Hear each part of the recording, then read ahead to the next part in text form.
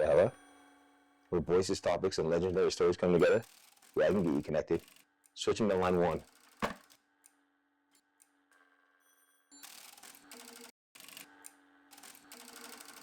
It's video time, kids.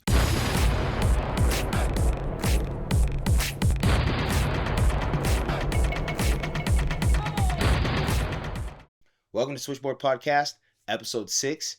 We're diving into video gangs. In studio, I've got special guest Rob Mathis. We also got Eddie Wall, Joni Malmi, Laurie Heskari, and Pat Moore. This is going to be an incredible episode. Let's dive into it. This episode is brought to you by BYOB, Be Your Own Banker. I got a personal story. I was looking for a safe place to park my cash, be able to invest responsibly. Chris and his team had the answer. Visit BeYourOwnBanker.com. Also brought to you by PMC, Private Money Club. There are only 2 types of people in the world, people with money and people who need money. There's only one community that solves both problems. PrivateMoneyClub.com is the only dating site for money. What's up? Stevie Bell here, Switchboard Podcast, Season 1, Forum Chronicles. Today I got some special guests. It's like a reunion. I got Laurie, Joni, we got Pat, Eddie, and Mr. Rob Mathis. Welcome to the show. I appreciate you guys. Great to be here. You? Good to see you guys. Hell yeah. It's like a sick reunion. I'm super hyped here, but let's get into it. So let's talk video gangs. Mathis, I'll have you start because you were, the photographer, staff photographer at that time for video gangs. And I know that Pat was young, Eddie was part of the video, Joni was there. I didn't even start snowboarding yet, but let's start that. Well, just right off the bat. Yeah. Well, first for me, it was really tough because before Video Gangs started, I got a call from Kearns and they're doing shakedown. So I'm getting a call. I've got a newborn and I get a call from Kearns and says, hey, we want you to shoot this year. And that's Jeremy and JP and Kearns and everyone I've been shooting. And, I couldn't do it because I had a forum contract. So I was like, I can't do this. I'm doing the forum. I'm doing Video Gangs. And so already it was a tough start. And then the first trip for us was Helsinki. You only had to come out to Helsinki early December. And it was a bit of a tough trip. If you remember this, Eddie, there was a little bit of problem where we had filmers that filmed backcountry a lot. And so there was a lot of dad cam stuff. You remember this? Yep. And so, when they're filming, I'm saying, I'm trying to make the video better. I mean, I realize I don't do a front board on a rail, but I know what a front board on a rail looks like, right? And you don't want to be in Helsinki and spend all this time getting a shot and then come back and realize it's too saggy or it's not going to work, right? So I would say, hey, what about filming over here? Or what about that? In retrospect, it comes across as I'm trying to run the video, right? And so we do the first trip and it's excellent. I mean, Finland was amazing. That first trip was so good that Eddie Wall said, label these photos from Minnesota because so no one knows to come to Helsinki. I mean, that's how good it was. That's a good one. But for me, I got back and then I'm in trouble. So I had to meet with Raul and I had to meet with Steve Ruff and it's like, hey, the guys are kind of bummed because, I feel like you're trying to run the show. And I was like, man, and I explained, I'm not the one snowboarding, but I want to make it look good, and it was just filmers that were backcountry filmers that were filming right next to it. And I was just giving suggestions. So Steve Ruff comes for the second one. And we did 2 trips before Christmas that year. So we were there early a lot. Second trip, seamless, no problems. Cold as hell, obviously, in Finland, and Steve Ruff will never go on a snowboard trip again. But for me, it was a rough way to start, but yet the best way to start because I'd say one of, if not my best years of getting photos was Video Gangs. Like the stuff that Joni took us to in Helsinki was just mind-blowing because, and Joni, you can answer this, and people ask me this, and I'm not sure if I know the right answer. Were there U.S. crews there before we were starting to do stuff? I'm sure there were Euro crews, but were there U.S. crews there filming rails before we started doing that in 03? Trying to remember, but I'm not sure. Maybe not like proper crews. Maybe like some individuals passed by, but I don't think any like big crews were there before us. And I remember I had to convince you guys a bit to come over. Well, and I remember why, because if you remember, like 2 years before, you were showing us rails, but it was you were showing like the bottom of a down flat down, and it was like everyone was just kind of like, yeah, that looks okay, but it looks kind of small. I mean, the stuff you were showing us was definitely not what we saw when we got there. And when we finally got there, I always to this day say that's my favorite place to go shoot photos, because it was just, you know, awe-inspiring to see all those new spots and then just keep seeing spots after spots. So to me, it was amazing. Yeah. But I do remember you trying to get us there for a couple of years, and everyone was like, no, we're not going to go. And we blew that one, that's for sure. Yeah, the film the year I filmed for Robot Food After Bang, those guys came over, and Pierre was filming most of the rail stuff. So, but was that before? That was after VideoGangs, though, right? well, I can't remember. Maybe. Yeah. No, after that was after before. VideoGangs. Before. I think That's what I had thought, because I remember the Robot Food crew going there, but so maybe that was like the first. That was before, I think, VideoGangs. Yeah. Yeah.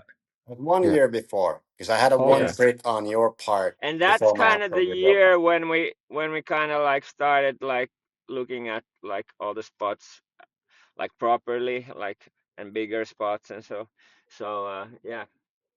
And this is you only for like shooting for VideoGangs. You were just coming off filming for True Life as well, right? I guess. No, VideoGangs. I don't know. Sorry, Robot Food. Oh, Robot. So True Life, Robot Food, and then VideoGangs. Year was in between. Oh, okay, that was in between. Yeah. And then Yeah. Eddie, was that your first video with Forum? Was the VideoGangs? Did you ask me? Sorry. Yeah. Eddie, was that your like first like big film, like, you know, with the crew was VideoGangs? Yeah, with the whole Forum and Genius Squad, it was. I had filmed the year before with MacDog for a movie called Pulse that I think the writing was good in that, but didn't get the best reviews overall. It was just like kind of that was a tough edit. That was a tough edit. There was definitely, I've got good photos from that year, good videos from that year, but that's when Mike tried to shake it up and tried to go a different direction, and it wasn't my favorite. It worked what he was trying to do, but definitely wasn't my favorite in the Dogger library, that's for sure. No, it was, it got mixed reviews, I suppose. But basically, I had filmed like my first video ever was like this video called Empire. It was kind of a mammoth local video. And then the next year was MacDog Pulse. And then VideoGangs was like my first, part where I was part of the Forum Genius crew. And then, like, I know you kind of talked about like discovering Laurie, because you guys got a bunch of photos. What's the story behind that? Because Laurie's probably, I imagine you were pretty young at that time, Laurie, right? I think I was like 18, maybe. Okay. He was, he was young. I mean, he was young, and Joni's guy. And I just remember going to a spot, getting a bunch of stuff, and then we go to the next spot, and Laurie's looking for a snowboard, because the snowboard is at the spot we were just at, right? But the best Laurie story for sure for me on the Finland trip was we've been shooting all day. We're eating, we're walking down the street at night on the phone, trying to get a hold of Laurie to go either set up a spot for that night or set up something. And he's like, "Oh yeah, I'm with my girlfriend. I'm way away from you guys." While he's turning 5 feet in front of us in his car going down the street. that was for that, because was that? Yeah, that was that because okay. Eddie was there. I was there. Pat, were you there on that Finland trip when that happened? Okay. And Laurie drove right in front of us. We were dying. That was that, not the that was that. okay. Yeah, that was that. I wasn't mixing them up, but still, that was hilarious. Watching him talk on the phone, mouthing words, telling me that he's not there, and I'm making eye contact with him. Yeah, that was a good one. that was amazing. Yeah. And then Pat, I know that obviously, like, did you have footage in VideoGangs as well, Pat, or is that like your first introduction to like getting on the Forum team? Yeah, that was kind of right around that time they had the Youngblood crew kind of getting started. I think I got on maybe like a year or two before, but this was my big like opportunity to get to film with the crew. And I got to link up with them at Super Park, and then a pipe shoot in Tahoe, and then the Big Bear Park shoot, and that's where I got to like meet Laurie and Bozung, and it was mental. I just remember Laurie had like the poof headband, and Nate had like a tie around. They for were a twins. belt. They were twins at the time. Yeah. Before the end of the trip, I was like, I was doing all the same shit as them, like wearing the puppy thing, wearing the tie as a belt. Like I was just trying to replicate everything they were doing. But that was kind of the same thing for me, Pat, because that was my first year in States full season, but I was kind of hanging out with Bozang the whole year because I didn't have a sled or a car or nothing. And then Bozang was this like big dude with all this like crazy art stuff and all this stuff. So I was just like following him around and doing all the same stuff. But I'm glad you're doing the same stuff. So We're all copying each other. Yeah. yeah. I just remember being at the, I mean, just being at the park shoot, being so young. I was maybe 15 or 16 at the time. And like, I just remember the front 270 that you did on the gap rail, the one that they set up at Big Bear, and just my mind was like, I couldn't even fathom that this was happening in front of me. It was so mental. Big, yeah, that's right, and then that ended up being opening or ending of your part, and I had just learned about you from Robot Food because I studied those videos, and I remember your front 450 off or front two on that picnic table that was in Yoni's part, and then just hearing like rumors from Melnick and everybody about you and what everyone's doing on the team, and then to see some of it in person was insane. That was like Laurie's like second winter in the States, right? Yeah, because your first winter, Laurie, I think is before VideoGangs, when I met you briefly at Team Challenge.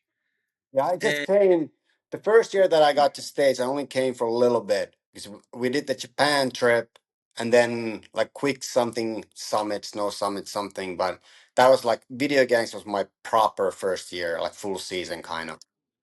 Laurie came out swinging. That was the sick part. Yeah, Laurie, what year did you get on form? I'm bad with numbers, like years. Were you on the Japan I was trip like with us? 18 when that happened. So whenever that was, like it was probably like 01 or 02. So you were on the maybe. Japan trip with us, Laurie, the BB gun trip and staying up in the lodge where Joni threw the board out into the crowd. Were you on that trip? No, that was True Life, I think. That was True Life. Okay, that was True Life. Because I actually had the because photo. for VideoGangs, I didn't get my contract till like because Forum was they had like problems already at that point with something, and then I filmed the whole obviously. part, and then I got my contract afterwards. Yeah. At some point. So you rode for free for the whole season?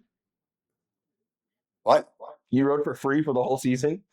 I quit my Euro sponsors that were paying me to have an opportunity to write for Forum with no money. But it paid off in the end, kind of. But yeah. Oh, that's a bold move. That's rad.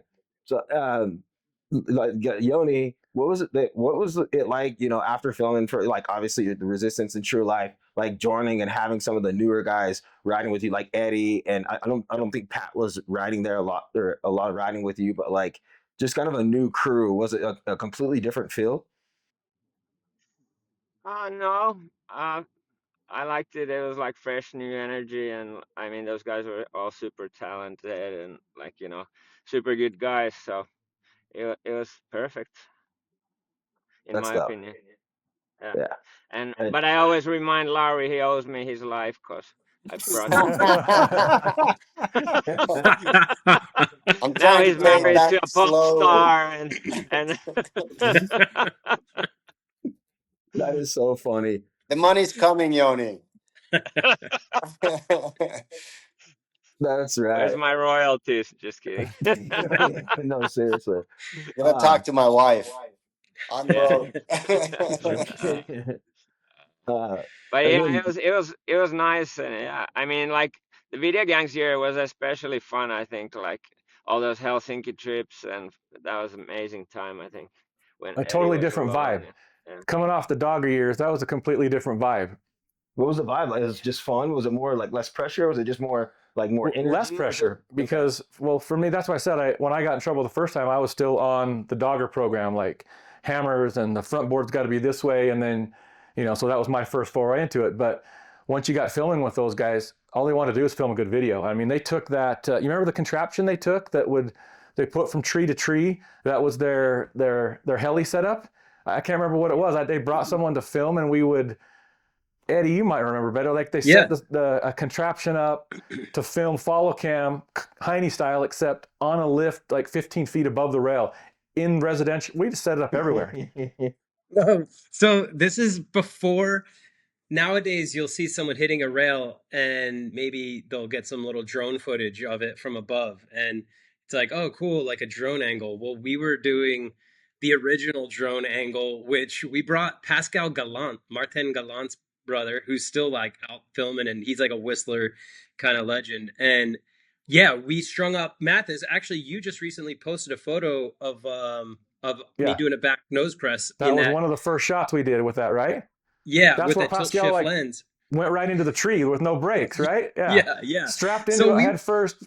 Yeah, we were like setting up a cable with ladders from trees to trees, and then he was in a harness, like laying down. It was like a harness used for like wind gliding, and then someone to the ground.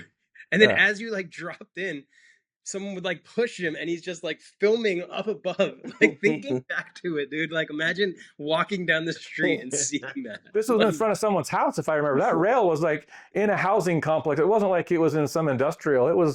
There was houses right there, and they kind of came out and looked at us and kind of shook their head and walked back in. We brought that to Helsinki too. That thing, remember? That's what we're talking about. This is in Helsinki. Yeah. That was sick.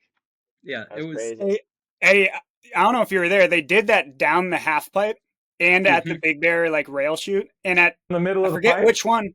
Yeah, down the middle of the pipe, and I forget which one, but they lost control, and I think it was Sean Johnson in the harness, and he got like bashed into a tree. I think it was over the rails in the opening Youngblood shot. But they also did it down the pipe, and I swear I'm pretty sure it was just because it's a steep half pipe with that cable going down, and the guy's going head first down towards a tree. And I'm pretty sure it's just somebody like with a rope side slipping behind him. And that was the tech that they used. Just so gnarly. So sketchy. That's wild. And Pat, were you at this point, were you doing half pipe contests and stuff like before going full like, video part guy? Yeah. I was like pipe jock at that point, just like riding half pipe, and then park. So I tried for the pipe shoot. I think everyone was really hopeful that I'd get like a shot or two in the pipe, but I don't know if it was nerves or what it was, but I rode like shit the first, those days riding the half pipe. But I was there when Chad Otterstrom, he rode full top to bottom runs, and they ended up cutting out these holes in the pipe, and he was just like, he was on fire at that point. He still is, but just I think he's doing like McTwist nines, and then like and then front nine also over huge gaps cut out of the pipe. Laurie, you McTwisted it, didn't you? Oh yeah, Laurie was there too. Oh yeah, that was sick. Yeah, the Laurie half pipe days. Yeah. Laurie, were you a pipe guy too, Laurie, for a while there? What's that? Were you a pipe guy for a while there too?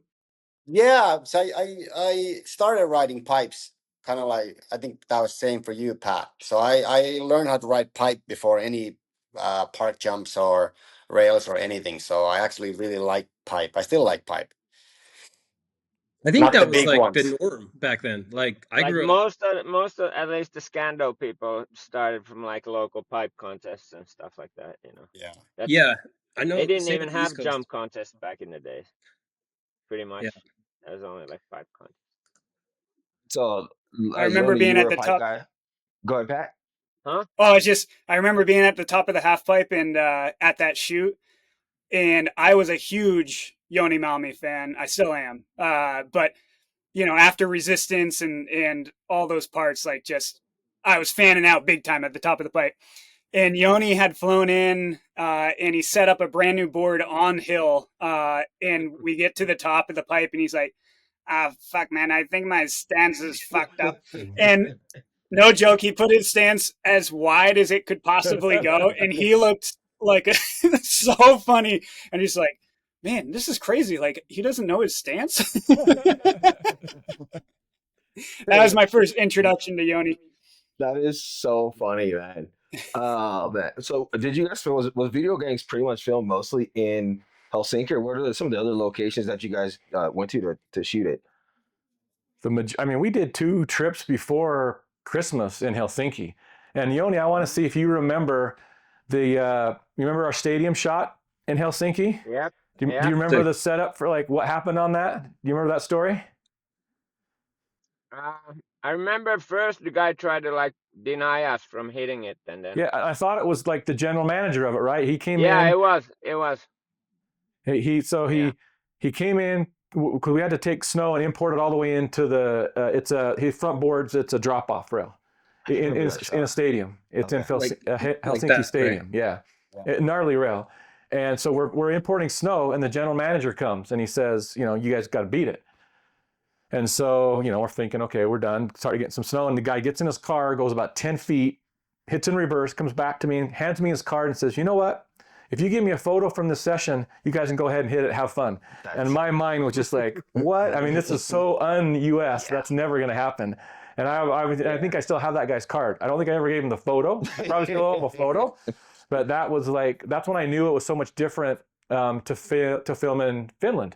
Because we would go. I don't think we got denied in any other spot like the whole time. And that's what I was going to say. I remember cops stopping Joni or someone was doing a rail out into a street, like a main street, not just a neighborhood street. The cops came up, saw what we were doing, realized that we were going out or the riders were going out in the street, and stopped traffic for us till we got the shot. And it was like that was what made it so much easier because you had so many spots to shoot, and then it was almost like they were welcoming you to come shoot. And it was, I mean, I don't remember any trouble of getting, and this is obviously way back in the day, ever getting kicked out of anything over there. I mean, middle of the day, middle of the night, they just seemed to be like either not interested in what you were doing or sitting there and watching it and were stoked on what you were doing. It was just definitely a different vibe than going to the US and getting kicked out immediately. So, I mean, I remember that Finnish Air Stadium, or the main Stalker Stadium. I don't remember what one it was, but it was a big stadium, and it was, the guy just like, you know what, go have fun. Yeah. I just kind of blew my mind. Hey, I think it was Rob, called was the that a Finnair cover? Stadium. Yeah. Rob, was that the cover? I don't remember ever the getting Transroll cover? What was that, Pat? Oh, was that the that front board? Did that land on Transroll cover? No, that was like a pull-out poster and snowboarder or something. Okay. It's one of those that it ran. It might have been a Japan or a European cover or something. It ran a bunch, but I don't think it ever ran as a U.S. cover. But it was definitely, very skate-esque shot. It was one of my favorites. So, I mean, definitely. Because he said he was doing it. I was year, I think the next year we hit, because there was like the curved kink rail we hit. Yep. Remember? Were you there shooting that? Yeah. The aluminum one. Next year we hit the curved ledge on like next to the rail. I wasn't there for that one. Yeah. Because I was there for the curved kink, because it was a no edge board, right? Yeah, it was. I remember that. Yeah. That's so funny. Are you talking about the one like the jib board that Forum came out with that has no edges? Yeah. That was the worst damn snowboard I ever rode in my entire life. The very first time I hit a rail on that, I hit a kink. I think I was at the park, and I got so ejected, I literally went straight home. Straight home. Well, on the one Joni did, it was such a soft aluminum that there was no way you were never going to do it. I mean, that was the only way to do it. I tried it first with a board with edges on, and I like caught on the kink and like flew on my stomach on the lower part.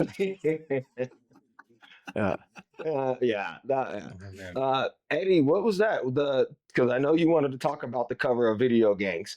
Where was that? What shot? Where was that shot at? Because was that Finland? Yeah, that was in Finland. That was on that very first trip, and we went to a ice hockey rink, and it had essentially like 3 or 4 different rails. It had the center red rail, which Joni, I think, front board or backlit maybe. Front board, and for sure. Laurie, did you get a trick on that? I think I had a back clip on that, like the red steel one in the middle. Yeah, in the middle. Yeah. And then just if you're looking at it, just to the left, there's the kink rail, which I did in my part of front lip slide through the kink. It's, I don't know, like maybe a 10 flat 10 or 12 flat 12. Something. It was a good size rail. Which kind of funny note. That's the only, love switch lip slides, and I am terrified of regular lip slides. I think that's the only front lip slide I've done through a kink trail ever in my all of snowboarding. But I was like, anyways, but actually it's funny because so then there was the rail on the wall, and I honestly I want to say it might have been Joni who was like kind of walking up, and you put your board on it, but you're regular, so your heel cups were like bumping into the wall. And I remember you kind of being like, like that would be cool if you could hit 50-50 this. And then you were just like, and then your heel cups were bumping into the wall. So you're like, I can't, because it was like that close to where your board couldn't lock in. So then I was like, oh, well, goofy footer. And I was like, and I put my board up there, and then I was just like, okay, I barely have any toe drag or whatever. So I was like, I'll try it, and then ended up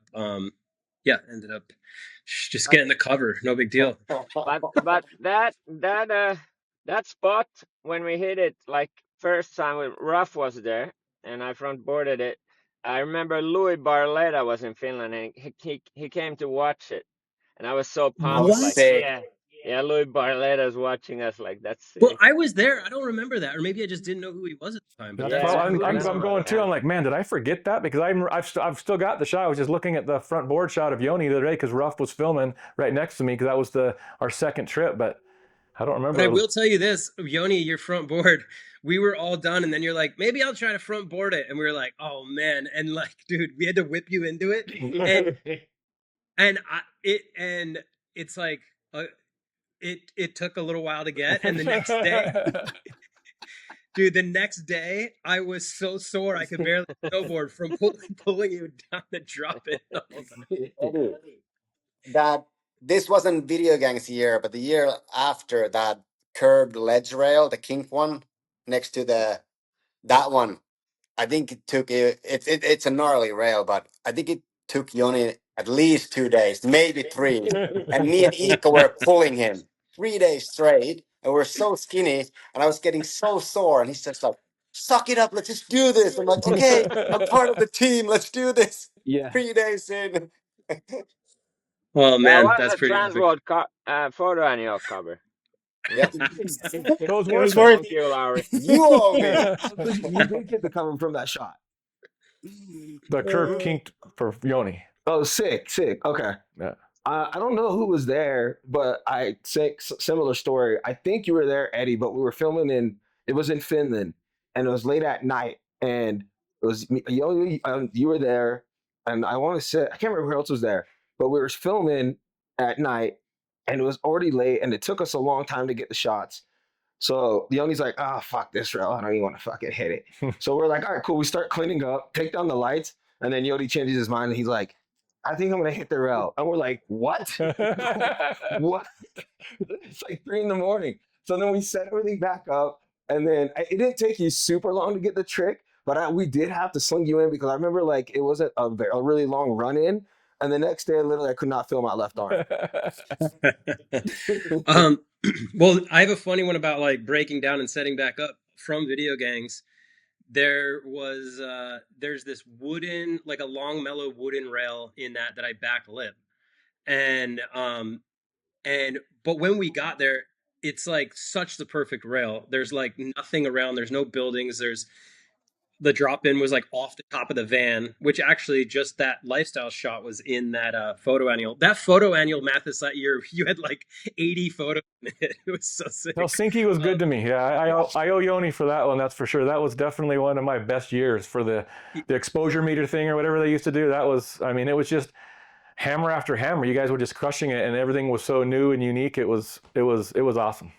Yeah, those were it was epic to see the amount of amazing photos that came out of that. But yeah, so it was like a mellow rail. So I remember thinking, I was like, oh, I want to do front nose press, back 180, and then back nose press, front 180.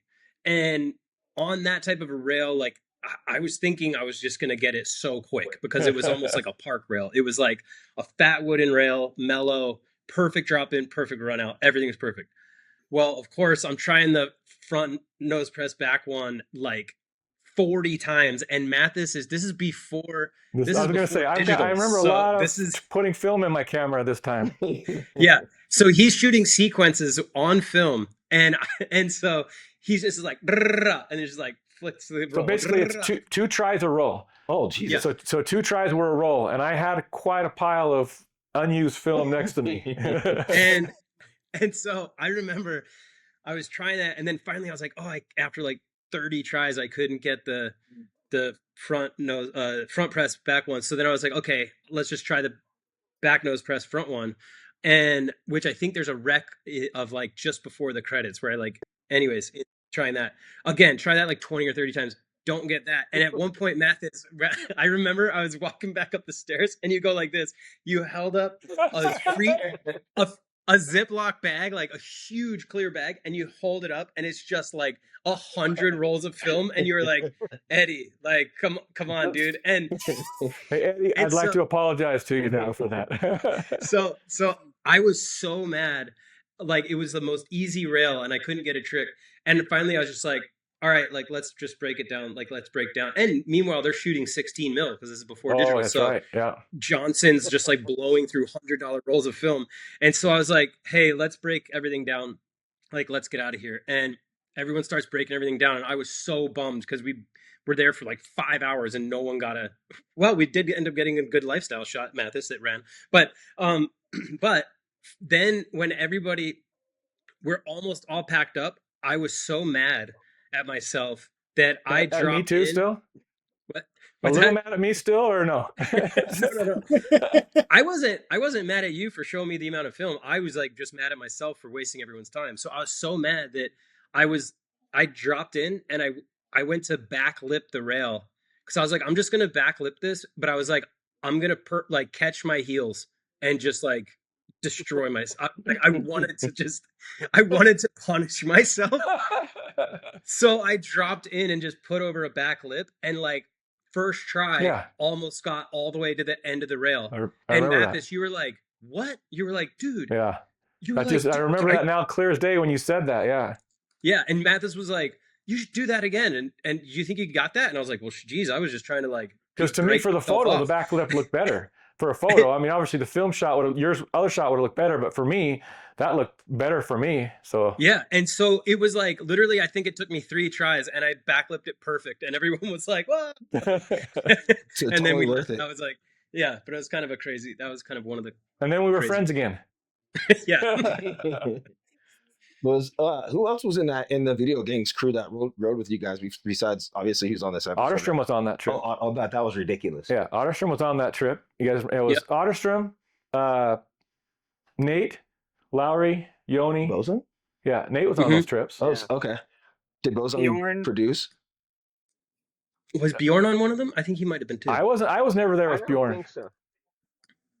No, I just remember Joni, Nate, and Eddie, Laurie, and Otterstrom. Yeah, that's all I remember. And I don't know if that was for both trips because if you remember, we did 2 back-to-back, like within 2 weeks.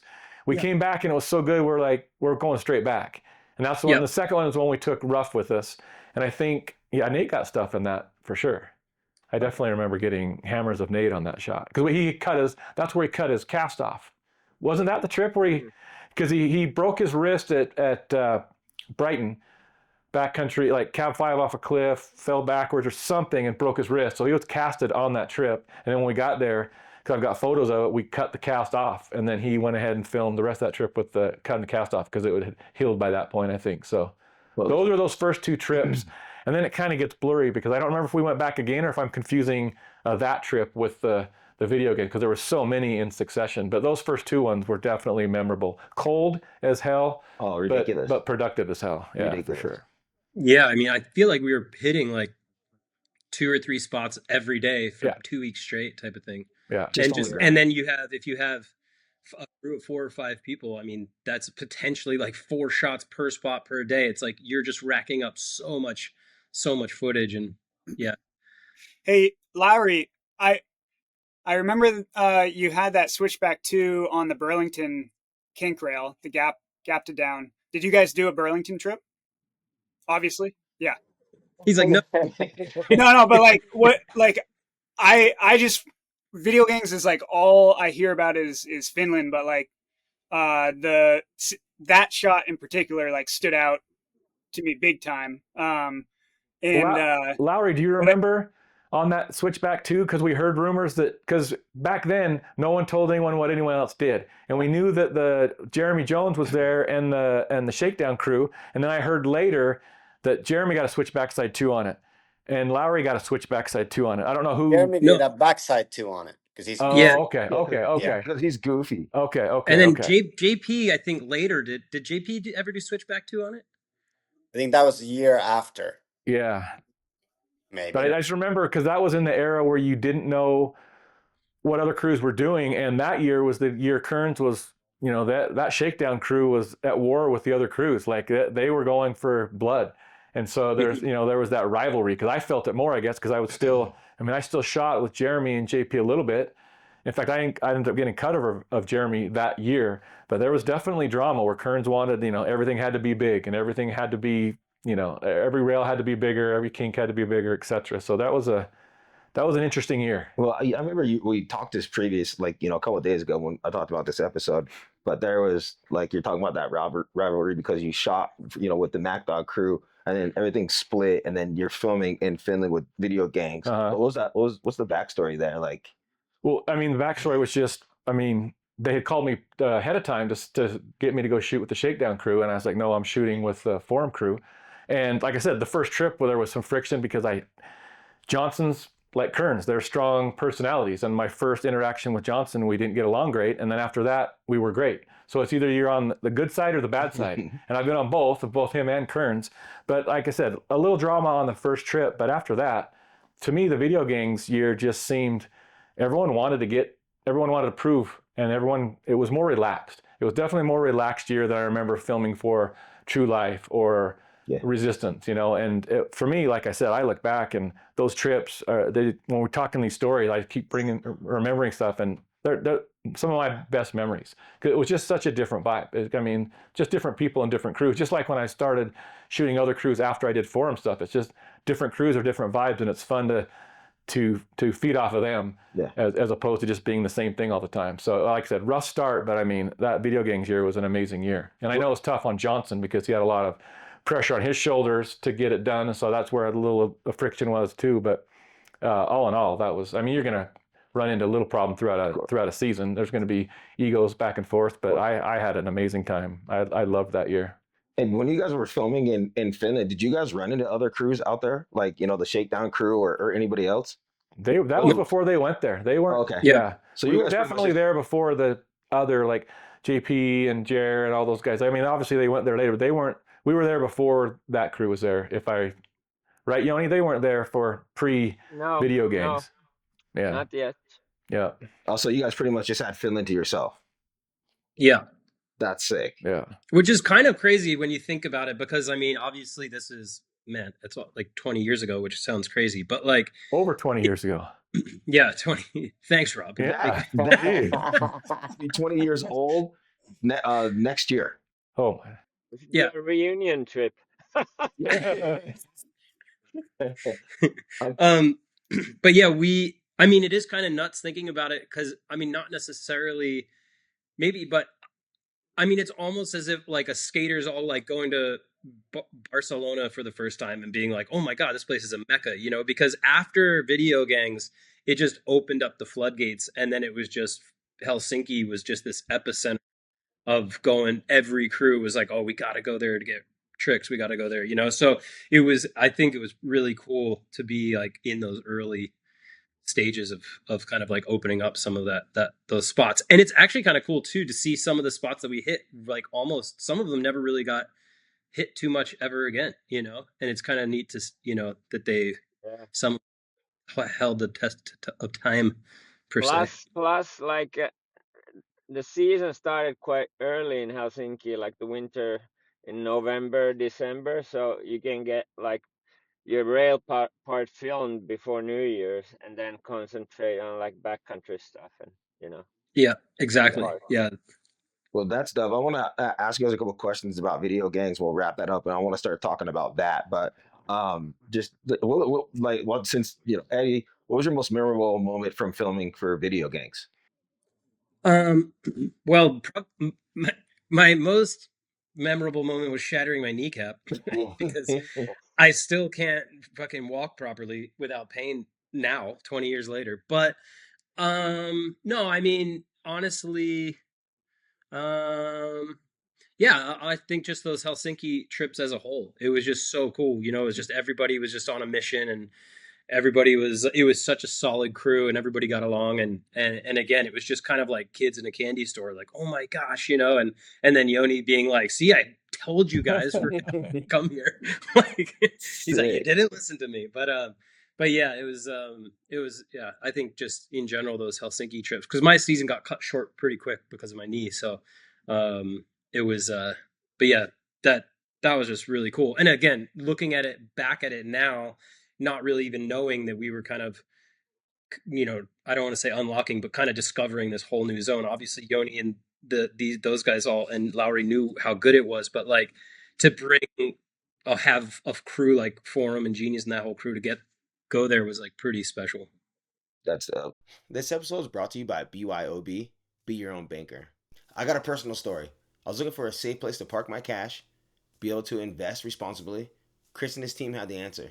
Visit BeYourOwnBanker.com. Also brought to you by PMC, Private Money Club. There are only two types of people in the world, people with money and people who need money. There's only one community that solves both problems. PrivateMoneyClub.com is the only dating site for money. What's your most memorable moment from filming with for Video Gangs? If you have. I can't. I don't know. It was just a good time in general. Like I mean, how I much better I was it think to every live day in was like peak time memories at that time. But yeah, and just amazing to lots of fun stuff happened. live in Yeah. your house and then go film Oh yeah. and not have to travel, right? That had to be the best I part. know, Like yeah, everyone's in. that was kind of like different because we usually spent like 6 months abroad every year and like just like not really having a home base, like living out of your truck or something. But yeah, Laurie, what was your most definitely. memorable moment? Because I think that was your breakout year, right? For your Yeah, first video I part. think I think I had two moments. I really actually like riding Big Bear because it was my first time riding like slush, like all year slush snow and super nice park and all these features because the parks in Europe weren't that great at that time. So I really liked the Big Bear shoot and then kind of hooking up with all the Youngblood kids too because they were kind of also the younger generation because when I was filming I was still super rookie and didn't really know how the whole thing worked, and then when we're at Bear we're kind of all just rookies like doing park stuff, and that was super fun for me. And then another one was what's the place called where I hit that down rail? Is it in Colorado, like Red Rocks or something like that? Red Butte Yeah, Red Rocks. or Red Yeah, Rocks? yeah. Yeah, There that's was a the perfect down rail. It's yeah. like a low 30 bar, like 30 stair, like amazing down rail. So that was cool. Was Where that where was you that got the ledge too? down ledge you hit where you took That your was right beanie next off? to the rail. That was That was in sick one. Colorado as well. Yeah, that was a good one. Oh, Pat, what are some of your most memorable moments from Video Gangs? Even though I know you were a young blood at the time, and yeah, I we're just think getting I, on. yeah, I think for me, just witnessing the the pros that I was like looking up to so much at that time. Like I was just a little redheaded stepchild from New Hampshire at that point, and yeah, just being around that crew and like watching Onderstrom get those shots in the half pipe, and then watching Lowry do that front 270 was just mind blowing. Now, as an adult, looking back, uh, you know, specifically this year, looking back on Video Gangs, there's the opening shot for Youngblood, and it's this cable cam shot, and it goes, I think it goes Jake Blauvelt, Dingo, Travis Kennedy, then myself. And for me to look back on that, like losing Dingo this year, and also just growing up and everyone's gone very different ways. But to look back at that moment and just how special that was to share that with your friends, and and to have that shot as something to kind of, I don't know, it's like a time keep or whatever. It's sentimental for sure. Yeah, absolutely. That's that. RIP to Dingo. So that's rad. Now we're switching gears to that, and I know that you guys were a part of the like pretty much where this is when Burton acquired Forum Right. at this point, right? What was that switch like? Did you guys notice like some tension? Was it kind of a relief? Was like what was that switch from like 4 Star to We Burton finally buying got Forum? paid. which didn't suck at all. That's right. Yeah. That, I had heavy No, credit it was card huge. debt before that. That was for sure. but Yoni, you were there like for like the height of everything. Was it kind of a weird situation like when 4 Star kind of started to take a dive and then hearing that Burton acquired them for X amount of dollars or whatever, which I think is zero, and some snacks. But what was that experience like, Yoni? Well, yeah, I think it kind of, at least for me, it came kind of out of the blue. Like there was definitely, like, we heard that 4 Star's not doing that great, and obviously we had to take some like pay cuts to like support the company, keep it going, and as Pat said, when Burton bought it, we all got paid what we got owed, what we were owed, and that was nice. But like culture wise, I think I always like meeting new people and new crews, and that was just kind of a like transition into a little bit of a new crew, also like behind the scenes at the office and so on. But everybody was super like professional and knew what they were kind of doing. So yeah, it was a part of the business and part of the job, I guess. Yeah, Yeah, I mean, I feel like they treated us so well. Yeah. I know that the internal team changed a lot, and like maybe it wasn't the champagne days of Forum, but it they treated us really well. All the riders, we finally got back pay for all the contracts. Like my first contract with Forum and Foursquare was with 4 Star, and I never got paid. So it wasn't until Burton bought them that they like paid up on those contracts, which was really huge, as a 15-year-old. And but also like the years afterwards, just like we all had great travel budget. We had great product. We had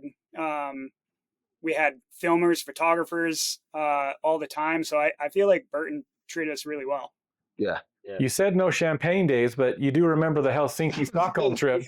That's the epitome of a champagne trip because that year I didn't work for Forum. That I just did like a 3-month contract or something. I wasn't full-time Forum, and so Cole was the photographer, right? And maybe Ian still as well. But I got called last minute to go to fly into Sweden, and I was there for 6 weeks, and then Cole flew out after. But I mean, you guys can tell a great story on that trip because champagne galore. Yeah. I don't think I've ever been on a trip like that where it's just Champagne days only started when Stevie and Travis blew up.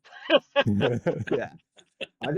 Really quick before we get into that, I just remember it was 2005 going into 2006, but I got a call to ride for Forum, and this is my 3rd year, I think, snowboarding, and I filmed my One Love part before that. And I was like, yeah, for sure, I'll do it. And I signed it. And then we had the sales meeting in Park City, and everybody was there. And I remember walking in the room and being like, "What the fuck am I doing?"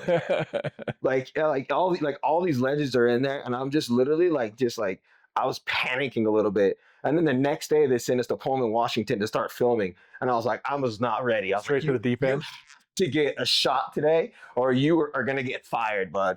But that was like, but I'm not. The cool thing about it though is like I can't remember exactly who was there with Pat. I think you were on that trip with me. I don't know. Yeah.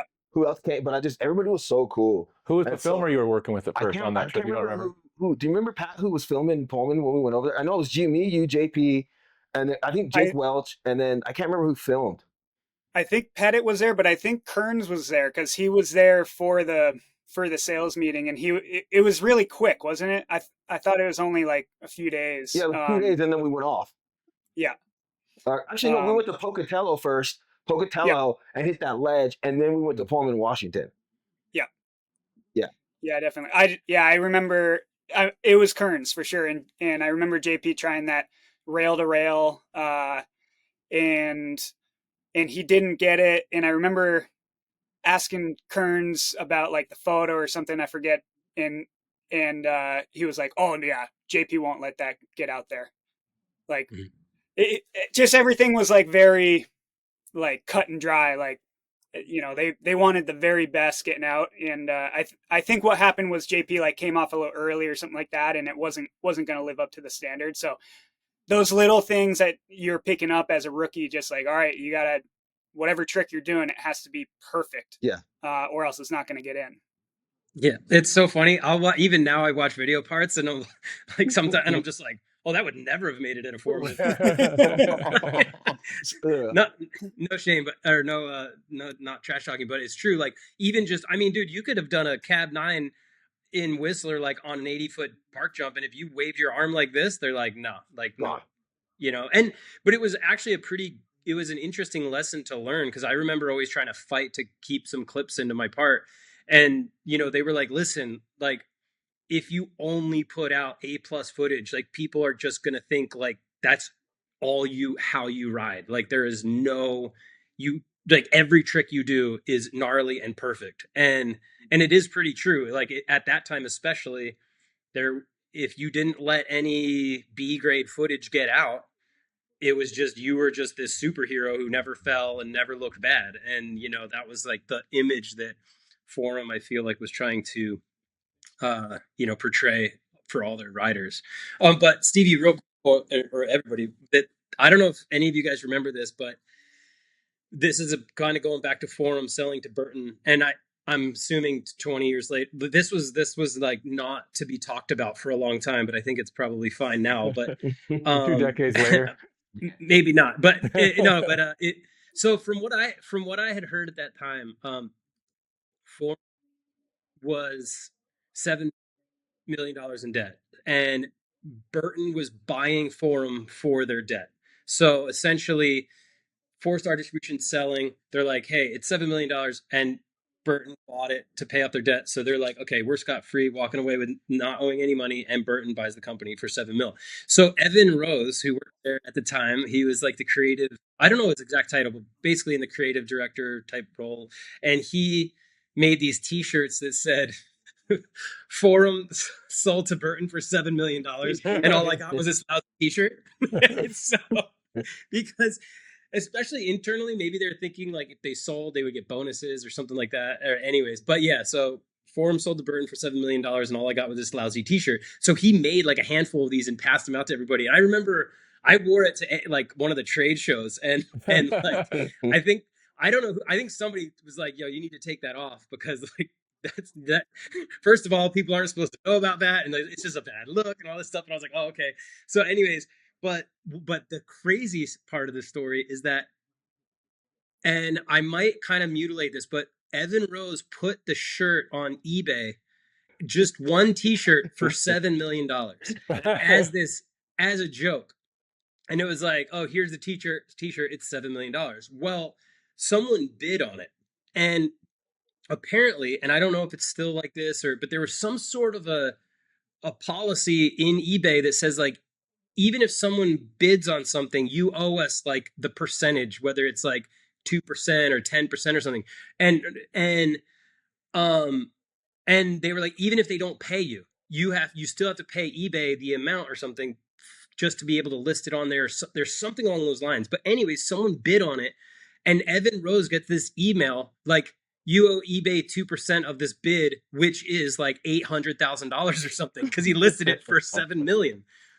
And so Evan Rose is like, 800,000, like, oh, this is, so he writes an email like, hey, like, clearly this is a joke. I'm selling a t-shirt for $7 million. Like, ha, ha, ha, and PS, I don't have $800,000 to give you. And because, and the person didn't pay, whatever. And they were like, it doesn't matter. They're like, that's our policy. We don't care. So he had to hire a lawyer and pay like a lot of lawyer fees in order to like fight this. And he ended up getting away without having to pay it. But he also had to pay a lawyer probably like 20 G's or something to. So I just remember Evan just being like, "Oh my god, oh, this is a nightmare." Oh, like, I never heard that story. I have never heard that story. yeah, That's a I good think one. it was kind of kept under wraps for a while but yeah, and again, maybe Evan. It was probably Raw But that bit on it. yeah, He's probably like, screw you guys. No, I'm just kidding, Raw. That's so funny. Do you guys remember the meeting that we all had before the film, before we started that, and we all met up at the forum offices? No, it was in Vancouver. Oh, it was okay. Yeah. No, Seattle, wasn't it? I thought it was Vancouver because I thought we went to that restaurant that everybody always goes to. That I don't remember being at that one. Was this before the sales meeting? Or this was before the sales meeting. Okay. And it was, they got everyone together. In my mind, I thought we met in SoCal at like the forum offices, but it could have been somewhere else. But I remember the only person who couldn't be there was Joni. He called in. And so they had like the speakerphone in the center of the table. We have this long, probably couple hour long meeting. And it was probably in the middle of the night for Joni. And at the end of the meeting, Kearns is like, Joni, are you there? Are you asleep? And Yoni's like, yeah, I'm here. And Kearns was like, you want to chime in? What do you think? He's like, I don't fucking care. Just make me famous. That totally sounds like a Yoni comment. That is amazing.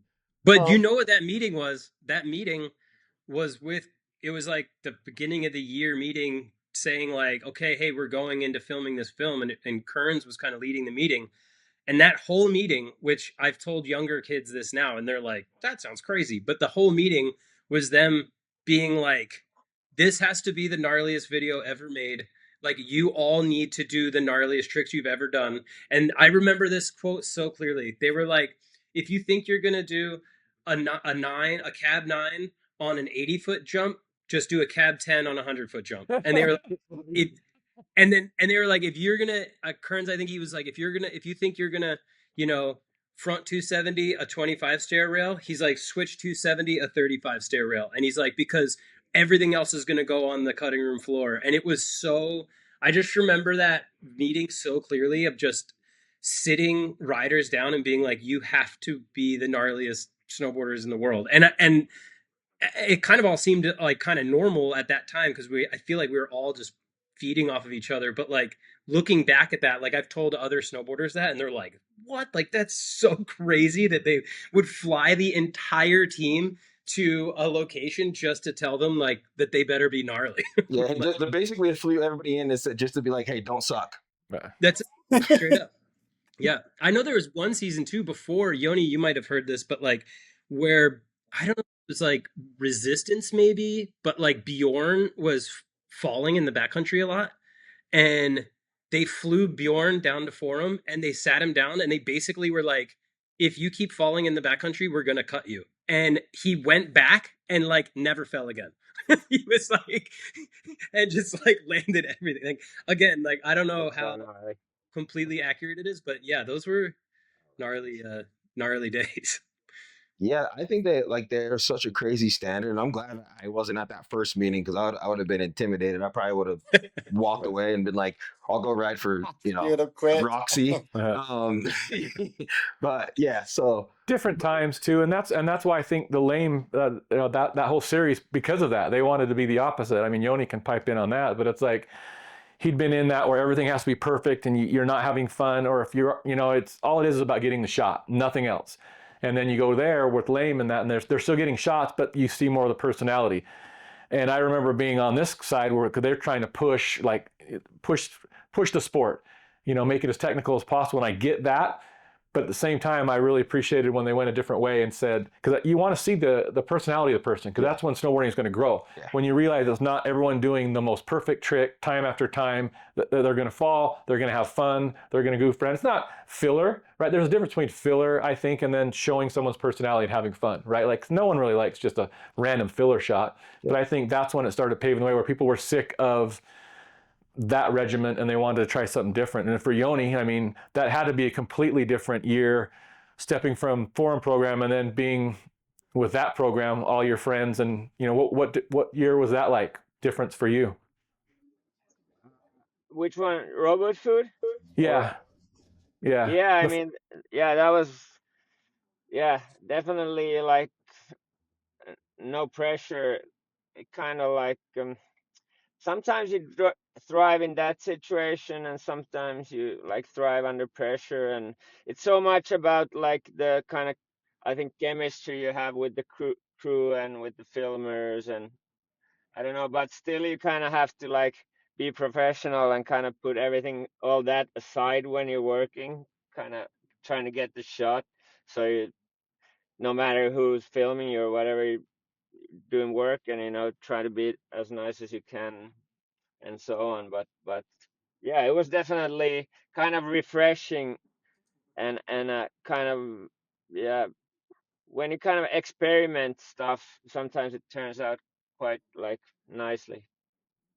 Yeah, and Mathis kind of on that point as well, because after Pierre Wickberg did Robot Food, he went and did DC Mountain Lab, which Laurie was and I were a part of that as well. But it was so interesting because at that same time, like while we were filming Mountain Lab, we were also going and filming all the crazy gnarly stuff, and then we would come to the Mountain Lab and just ride boxes take a for breath, like right? Just take a yeah, breath and have fun. Yeah. yeah, and I mean those trips were still a lot of work because we were like filming probably 8 hours a day, but it was like fun kind of filming. And so, but what I will say, which is interesting, is like even like when those movies came out, and obviously Robot Food as well, but to see the that level of like almost like the Zero or Days and who is like Flip Days of like Sorry and Really Mm-hmm. Sorry and skateboarding, and Mm-hmm. then snowboarding was doing the similar thing of just like it had to be huge Hammers, jumps yeah. and hammers. And then there was Pierre kind of came out and did Robot Food and DC Mountain Lab, and to see like the impact that those made on people is Mm. wild. Because I mean, even now, if I post a Mountain Lab clip, I mean, I'll have my DMs are blowing up, because it's like more relatable. I think it kind of affected the whole future of like films up until today. If you look at like like lots of, like, if you look at Rene Kangas's new part or whatever, it's like I love watching people just like carve on the snowboard and Yeah. do Mm-hmm. like sick little fun stuff in between shots and whatever. Yep. So yeah, definitely it was something totally different and had a huge impact. Eddie, what were you filming along with the DC video? Like, what was the So other video? the 2 seasons of DC Mountain Lab, the 2 years that Forum was doing a video. So I was filming with Johnson. First was Promo Copy, and then second was Derelictica, which, and it's funny because it kind of shows the power of Forum and the marketing that they had and everything. Because people come up to me, or not come up to me, but people will be like, oh, like VideoGangs was super influential and that was really influential. But for me personally, like my actual snowboarding, I think my two best seasons of riding was the year of Promo Copy and Derelictica, but they didn't have the same type of marketing push Mm-hmm. that it had. And so I feel like those were a little bit more like low key parts. But during those seasons, it's super funny. Those are I have some of my like scariest, gnarliest stuff I've done in those two video parts. And then for DC Mountain Lab, I mean, we only went there for short periods of time throughout the season, like a week here, a week there, bang out a bunch of footage. And then DC Mountain Lab, like again, the marketing beast and just the way that video came out went wildfire. And everyone's like, DC Mountain Lab, DC. And the whole time I'm like, damn it, like, have you seen Promo Copy? Because I'm like, because that was really gnarly, and I just did like a 270 on a box in DC Mountain Lab. You know what I mean? But I think it's because it's relatable, like we were saying, And Wickberg knew what to do with that. I mean, there was just that had the right energy in that video too. There was a lot of stuff going on that made it work. Besides the marketing, and they had the right person filming it, the right vibe when the writers were there. I mean, the perfect storm kind of thing. Yeah. A question for you, or Eddie and Laurie, because you guys both wrote for DC and Forum at the same time, correct? Yeah. Yeah. No. Well, no. I was on DC and Forum like the whole way, all the way through, because my agent was really smart and staggered my contract, so I could drive for two companies that were basically making the exact same thing. Lowry was on Forum, and then you just left completely. Oh, then you went to DC. Head to toe DC. Right? Okay. Because I just remember like because I remember like being on Forum, and like this is when everybody wanted to go head to toe. Like that was kind of like the thing.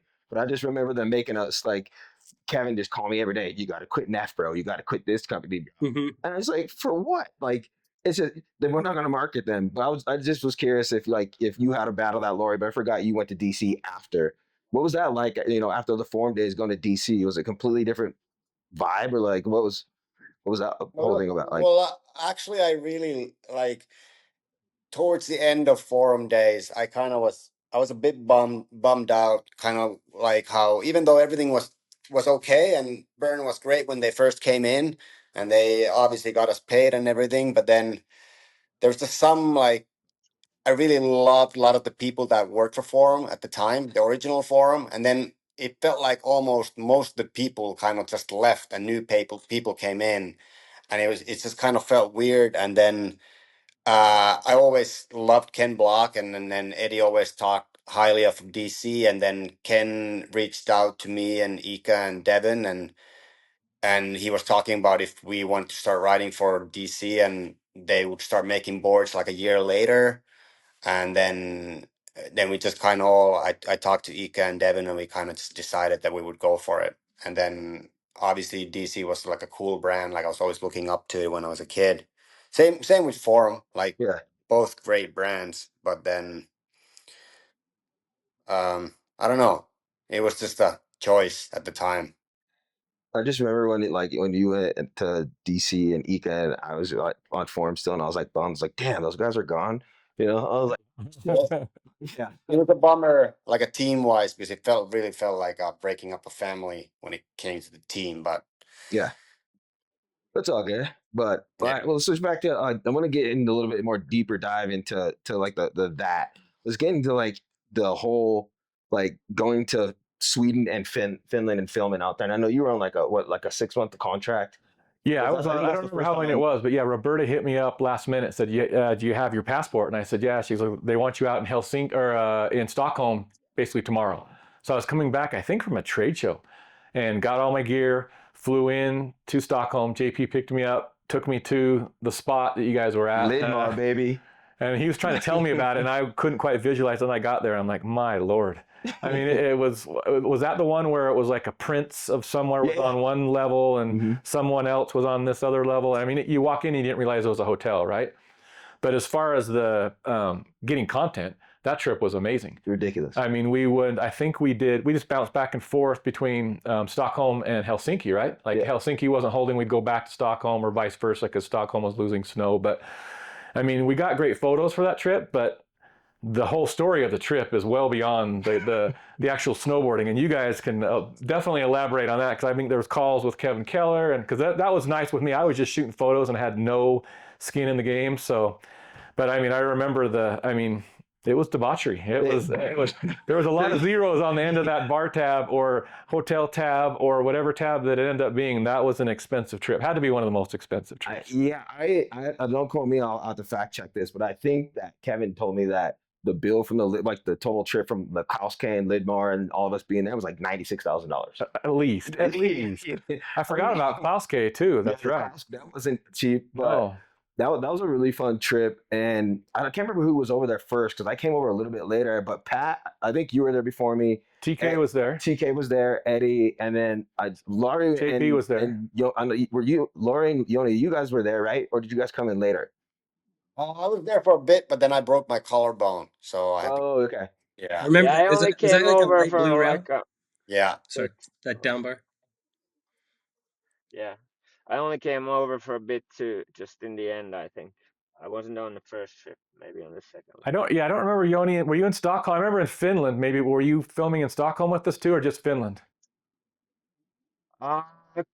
Just Finland a bit. I remember my mom was really sick That's that right. year. That's so right. I was hanging out with her a bunch. So Yeah. I kind of filmed a That's little right. bit less that year. Oh, okay, that makes sense. But I just remember being in Stockholm, and this was my first time overseas, and this was a hell of an experience. Oh Jesus!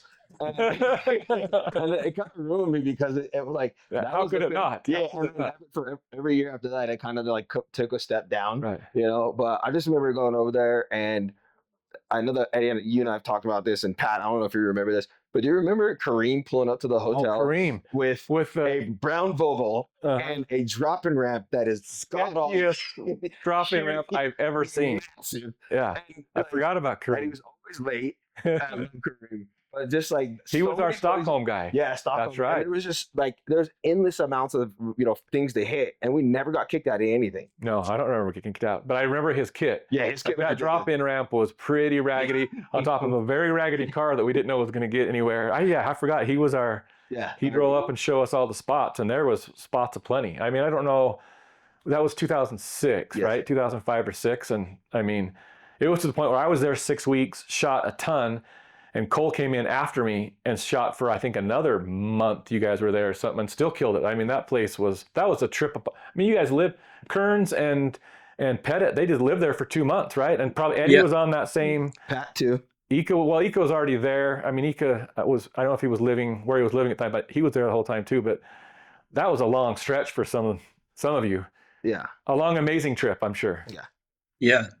Well, did you ever have another trip, Eddie, like that can match that on both levels of getting shots and then just being in the lap of luxury every night and not even not a care in the world, basically? Not at all. Yeah, that was, looking back, it's kind of funny because like you said, Rob, when you walked in, it didn't look like a hotel. It looked like a really fancy restaurant and cool bar, and there's a DJ, and then like over in the corner, there's a little check-in desk, but you wouldn't even know. Never. But it must have just been such a trip because we would just like roll in and out at all hours, just fully kitted in all our snowboard gear, like walking past people having like super nice dinners, but we're like high-fiving all the staff and everybody at the hotel because we were all at that point. So it was like just kind of, looking back, it must have been kind of a weird experience for people who were just like there, just like, what is going on? Like, who are these people? Didn't you guys put every single room charge onto Travis Kennedy's room? So when he checked out, everything was on his card. Yeah, I do remember, but I was in the room with Kennedy, so it was on me too. Damn. I was like, yeah, so bummed. And I'm sure you guys remember this, but it literally got to the point where like they stopped serving us because they would literally just send a tray with food, lobster, and beers, put it in the elevator, and just send it up. The elevator. I forgot the elevator would show up with no one on it but just beer or champagne or whatever, or food, and it would just show up. The elevator would open up and there was food. I don't know how that happened, but I definitely remember because everyone's in the same hallway, doors were open, everyone's in and out of rooms, and then the elevator would pop up and it would open up, and then someone would come grab a bunch of beer and walk in like it was no big deal. No big deal. Lobster spring.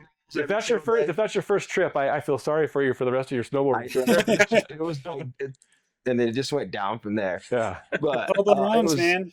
What did you say, Pat? The Toblerones. Oh, the Toblerones. That was in Finland. But that was Finland. Same, yeah. Still to this day, people bring me Toblerones. I bet. And I'm so sick of Toblerones. Just being honest, what's funny is, you guys were there for a long time, well over a month or so. I think I was there for a week, but basically like our whole crew came in and out of those two cities for a couple of months. And, everyone got a lot of shots, but Jake Welch went there at the end. And I think it was just him and Pettit, and Jake racked up like 6 shots solo in a couple days with no one else around. And then left. It was like, and he probably spent like 1/100th of everybody else. He didn't quite have the same experience that you guys did. Right. I think we got too comfortable. Oh my God. I was looking more forward to like going to the hotel than I was going out to go film. I tell people about that trip that, non-snowboard people have no idea about it. I tell them about that trip and they just can't believe that it was, that length of time, and it was like you were a rock star in the sense that everything you just paid, you got everything you want. And that's kind of what you guys turned into at the one spot, the Lidmar, whatever. It was like, It was basically the snowboard rock star row, the Prince of Somewhere row. There was wasn't there some like super famous European singer or something that was on another level? Yeah. And then someone had a girlfriend for the rest of the trip that was living there. And I mean, it wasn't me. I know it wasn't me. It definitely wasn't me. And it was nice to be able to leave that trip not responsible for any bills, knowing that Cole's coming in to finish off, and it was like, and just go back with a stack of footage and definitely stories. Well, it's 20 years later, and I'm still laughing at the people still don't believe half the stories from that trip. And I think actually, correct me if I'm wrong, but I think Jenner was the team manager at that time, and Kevin worked in the office. And I think that was Jenner's last year as the team manager. He wasn't there though. No. But I'm just saying Okay. because I remember like sending in receipts to Jenner was completely different than sending in receipts to Kevin. Because Jenner, I could get past like PSP games, a new PSP, like, but whatever I wanted, it could get past. And I tried the same thing with Keller, and he was like, "I don't think so, bro." But wasn't there a pretty heavy call with Keller from someone to it when it got to a point where it was beyond ridiculous, where he tried to lay the hammer down or tried? I don't know if he did. I think I was gone at this point, but someone had to get on the phone with him, or he tried to get on the phone with someone there to say, "Hey," probably him and Kearns, and that probably did. Yeah, Kearns. Yeah. That was. That's funny you say that, Stevie, because for me it went from like rough to Ricky to Jenner to Keller, and like when it was Rough and Ricky, it was like that when Jenner came on. For me Jenner was like, "You're Keller." Like I was like, "Oh, what?" Like, dude, I remember he took us. We were at like the U.S. Open or something, like huge event, and we went to Denny's for dinner. And we not only went to Denny's for dinner, he made my girlfriend at the time pay for her dinner. Wait, you mean Ruff wouldn't do that? Oh yeah, no. Ruff and Ricky were like, "Hey, let's go to Hollywood and stay at the Roosevelt for 10 days and just party in the summer, and we'll just call it a meeting." It was wild. Yeah, that's my first trip to Japan and kind of meeting the whole forum group. Ruff was my team manager, and I got super sick right when we landed. I think I was barely 18 or something like that, and I had high fever, and I'm like, I have to stay in. I can't go anywhere. And Ruff was like, "We're all going to strip club right now, and if you're not coming, you're cut." I'm like, "Okay, fuck, let's go." Yeah, that's very par for the course. That was like, those are really fun times. Yeah, that's I I remember we'd go to bars and they would just like Ruff and Rawl and those guys, and it was great because like at other companies you're like, "Oh, well, your boss might get mad or that person might get mad," but like we were with the owner of the company, and he was the one who was like with the instigators. They were the instigators. Like Rawl and Ruff were the gnarliest ones who were like, "Party harder!" Like they would yell at us if the bar tab was like under $2,000. You know, they'd just be like, "What? Like this is a disgrace! Like you guys got to party harder!" You know. Being in Japan with Rawl and Ruff at the same time was on, definitely. Yeah, absolute mayhem in the best way ever. Yeah. Pat, was that was your first full video part, correct? With Forum. Yeah, with Forum, right? Yeah. And we filmed a lot together, but what was your experience like, you know, this being for one, going to that meeting where they told everybody pretty much don't suck, and then getting sent over to, you know, Finland, Sweden, all that for months. Like, what was that experience like? Because I think you and I are pretty similar in age, but you got to be really young too. Like what, 19, 20? Yeah, something like that. And I, you know, when it was VideoGangs, I was trying to replicate Bozung and Laurie, and then when it was that, I was just trying to replicate JP and yeah, I mean, I think Rob kind of hit it on the head just with Kearns being the, you know, the director, and you were either on his good side or bad side. And I think for me, like he looked after me in those years, and he kind of helped me a lot. And I remember just being so green, especially in the backcountry, and, you know, learning how to sled, learning how to ride powder. Huh? Shoots for the first time. Yeah, exactly. Like all this stuff. And like, so I was just on like high anxiety the whole season. But it was incredible. Like being able to ride with the guys that you're looking up to for your whole childhood was so cool. Like we watched True Life, so much that the tape broke. Like I can't even tell you how big of nerds we were on the forum videos. And so to just be in that position was wild. And you know, I definitely struggled, especially in the backcountry, like not landing a lot, but luckily with the little editing magic and, you know, putting the bails at the beginning of my part, it helped.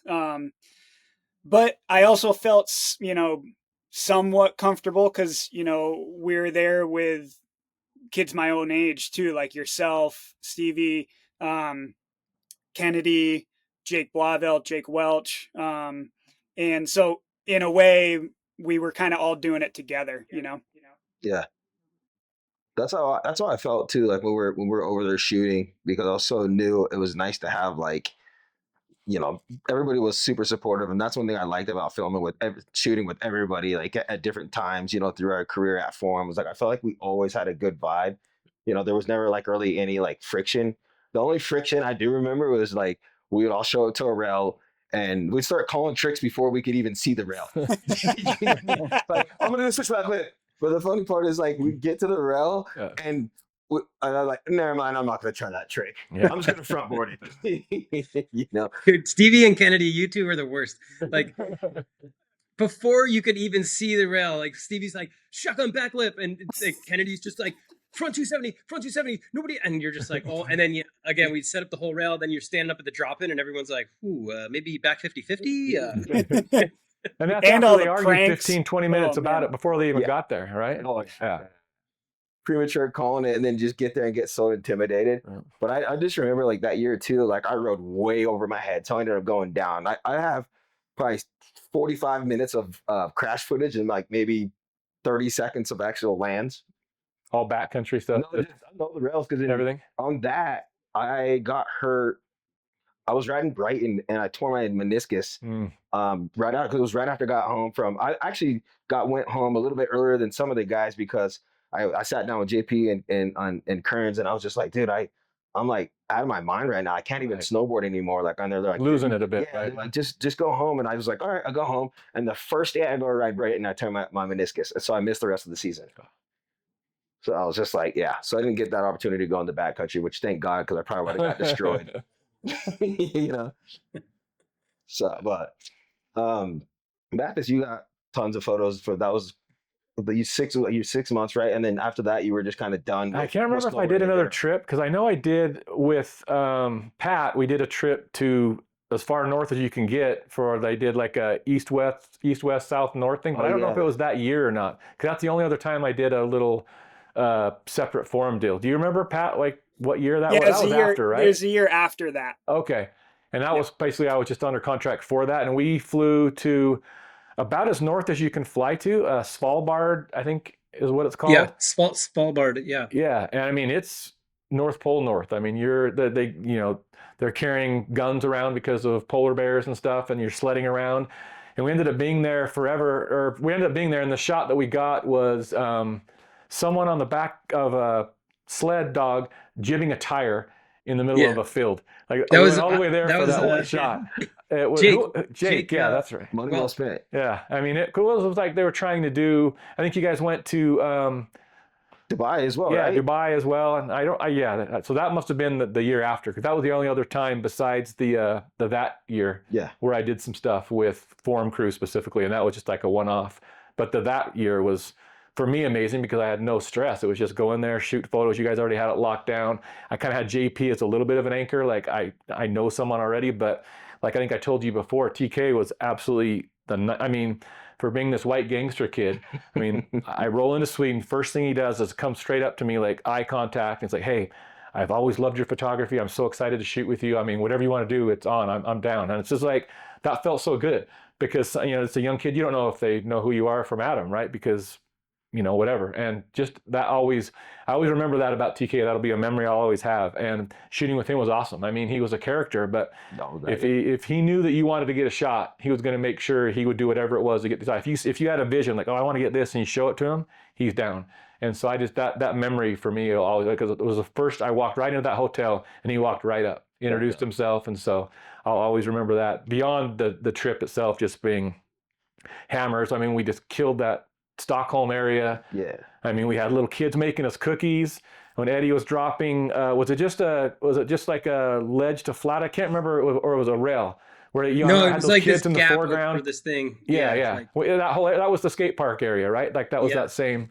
I mean, there was a little school there Yeah, right? Like a yeah. little, and they brought us, cookies and stuff. I Yeah. mean, Is that the one where I have the shot like at the end, my part where like I'm spinning on the ice and all the kids are chasing me on the that's ice? that same area. Oh, okay, Yeah, okay. I wasn't Yeah. there for that part, but that's that same area because I think you guys did the bowl and stuff as well. Yes. Yeah. And yeah, Yeah. Stockholm was. We spent like a There's week in like one park. 40 shots from that park. Yeah. Yeah, Yeah. and I've You still can't seen talk that. about that without talking about the bounty, though. Too.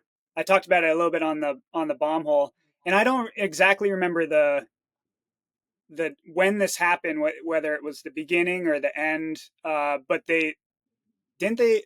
It was 10 grand for first part and then 20 grand for Yeah. last part. Yeah. Was that during the team meeting? Did I have that right? Like that's when they presented it, or was it kind of later on in the season that they told everybody about it?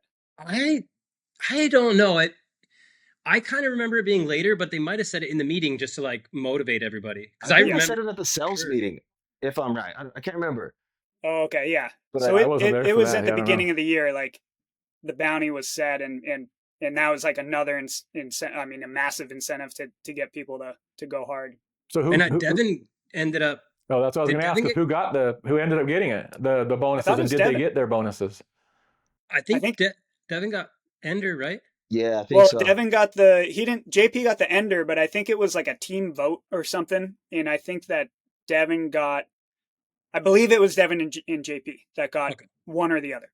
Yeah. Well, as Oh, soon as because they Kennedy announced had it the and I opening. was in that room. I knew damn well I wasn't getting that bonus. So it went in one ear and out the other. So I didn't hear it all. I was like, cool, that's cool for everybody else, but I'll be in the middle of the movie. So that's cool. Besides Joni, were you guys around for Forum when Raw would do the Rolex or Omega or whatever watch you wanted for a cover? Did you ever take advantage of that? I know Joni got one for sure. I think I got one with him at the same time, but were you Dude, guys on that program? I didn't get one. I got. Oh, you bought your own that time? That's the one you lost, I right? remember just before they kind of quit that giving out the Rolexes, I got somebody told me I got a cover. I'm like, yeah, I'm gonna get a watch. And it was like split cover with somebody, and I You didn't got get a it. Nixon. Oh, Yeah. Yeah, I remember. Yeah. I remember I that. got a Matt, Seiko. yeah. because Well, you got the Casio. Omega, and then you lost that one, right, Joni? Because we bought one together in Switzerland. No, yeah, I bought myself an Omega at some point, but Yeah. I still, yeah. I Not didn't lose not the Raw one though. Damn, money must have been good back then.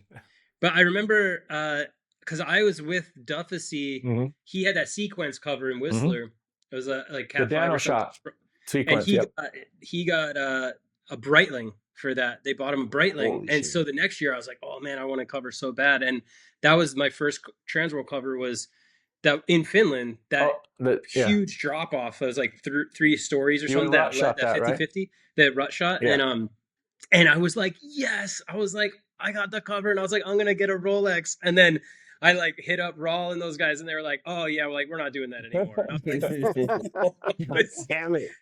yeah. Which honestly, looking back, I'm actually really bummed about it, because that's like the type of thing that you have for your whole life. Yeah, you know what I mean? And I was like, I remember I was with Evan Rose when we were in Switzerland on the VideoGangs tour, like world tour, and he was like, I always said if I was going to come to Switzerland, I'd buy a Rolex here, or he'd been saving up for a long time, and then he was like, do you want to buy one? And I was like, no. And at that time, I was like, I was spending that type of money being an idiot, just doing and like looking back, I'm like, damn it, I wish I had at least bought one of those back then. On one of those trips, we all did. Devin bought one for his girlfriend at the time. Yoni bought one. I bought one. Ruff bought one for his girlfriend, because we were in Zug, Switzerland. I don't know how you pronounce it. And it was smoking deal because the dollar was real strong then, and everyone ended up with that's one. the trip I'm talking about. I was with you because I just remember Rose there on that one.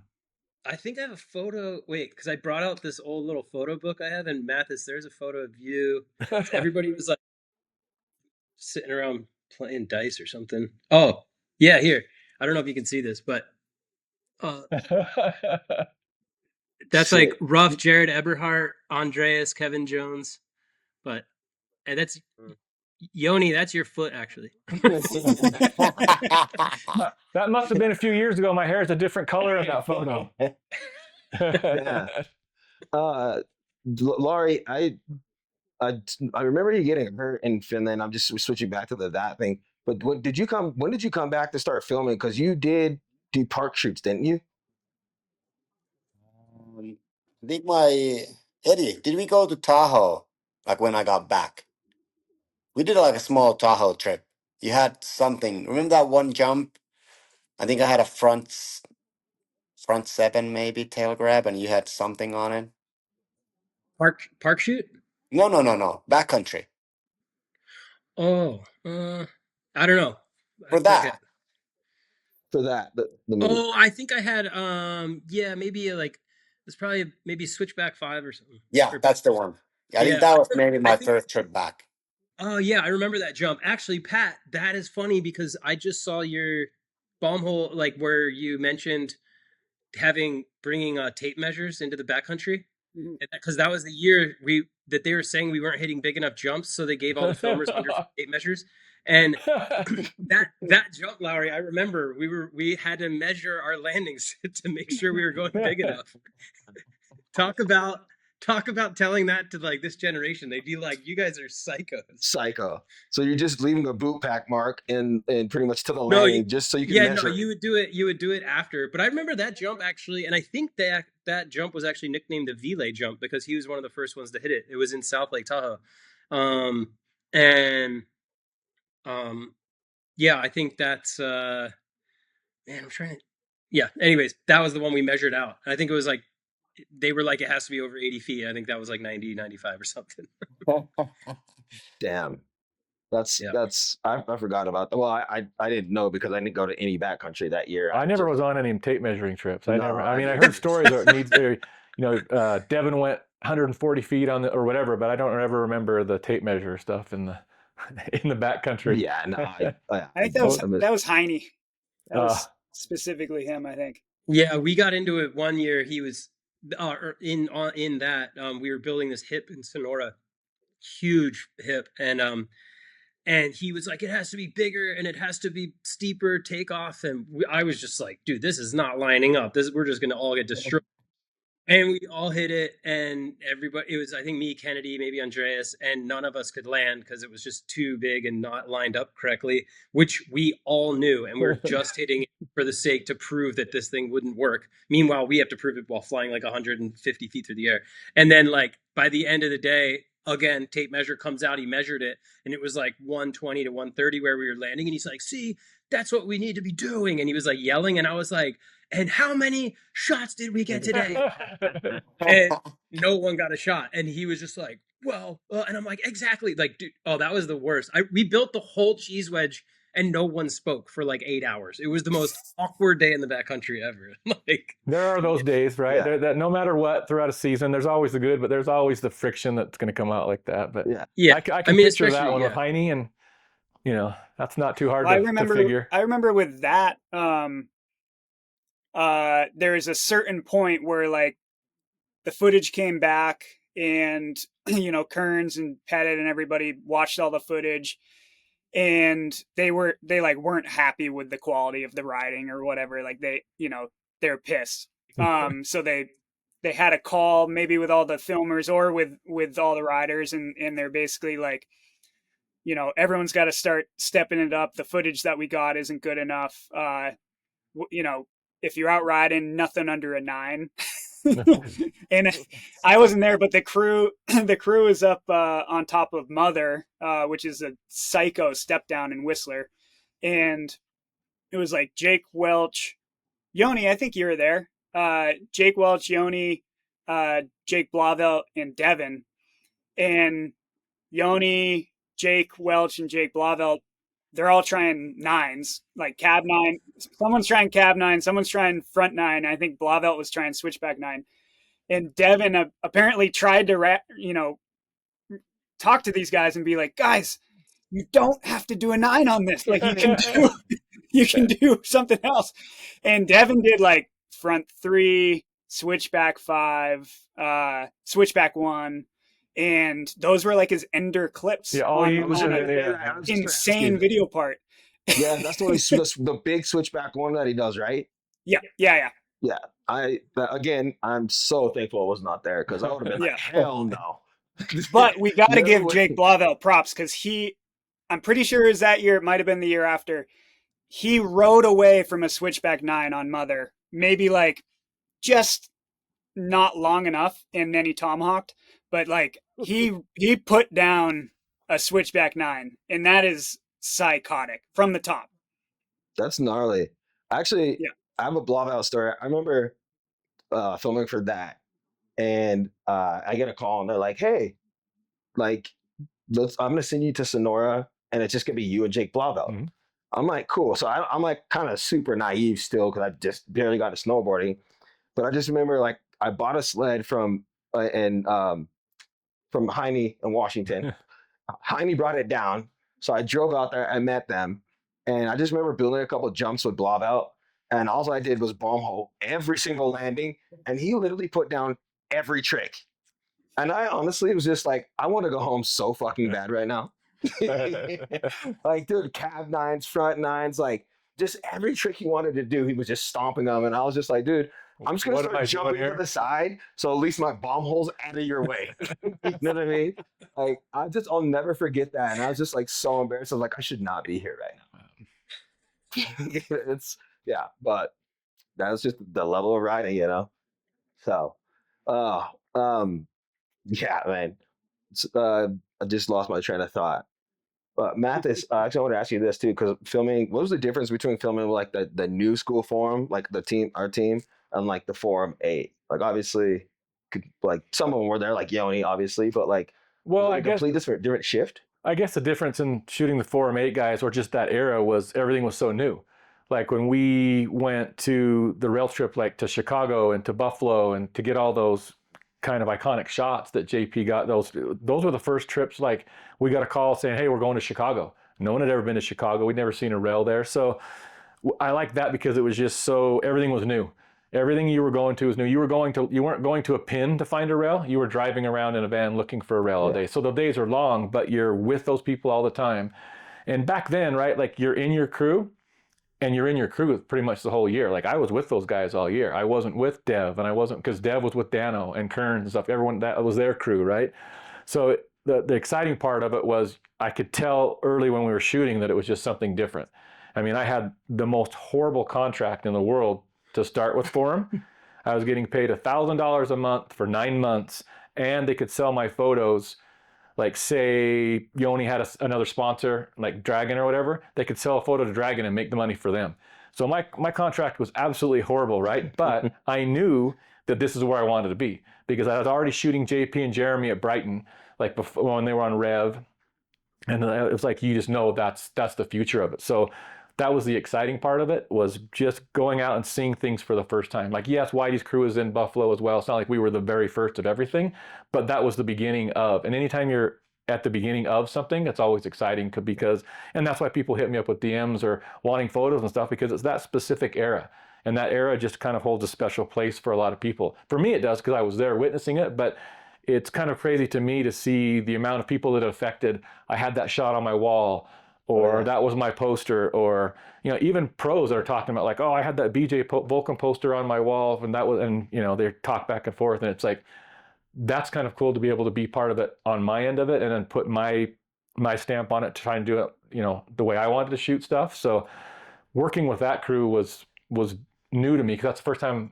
Back then you didn't really get you weren't really under contract. That was like Burton had a photographer, so Forum had to have a photographer, and that was me. Now the next year I got a much better contract, but that first year I just paid my dues basically and just shot, and then that allowed me to have the relationships with them. And I still always preferred to go city stuff like Stockholm and Finland and stuff. Those are my favorite trips. Yeah. And then getting to meet Eddie and the guys and Pat, and it was just a different vibe, but it was so much fun because they would look at things different.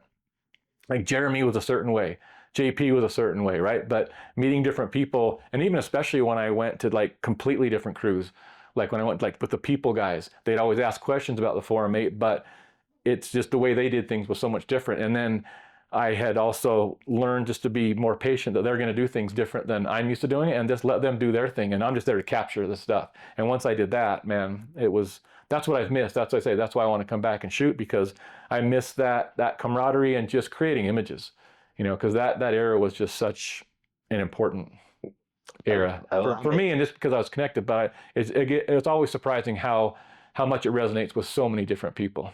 long answer. I don't know if that was the No, question you yeah. asked or No, anything. But I'm sure I'm not going to speak for everybody, but I mean, my introduction to snowboarding in 2004 was Form, and that was it. Yeah. And it's just I watched like you, Pat. I just watched True Life over and over and over, Yeah. and so like that's just all I knew. This episode is brought to you by BYOB, Be Your Own Banker. I got a personal story. I was looking for a safe place to park my cash, be able to invest responsibly. Chris and his team had the answer. Visit BeYourOwnBanker.com. Also brought to you by PMC, Private Money Club. There are only two types of people in the world: people with money and people who need money. There's only one community that solves both problems.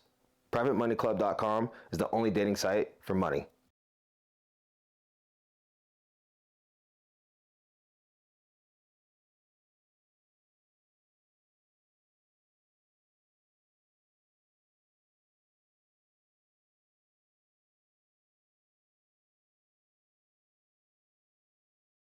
A question for everybody except Yoni, because Yoni, you were part of the Form 8.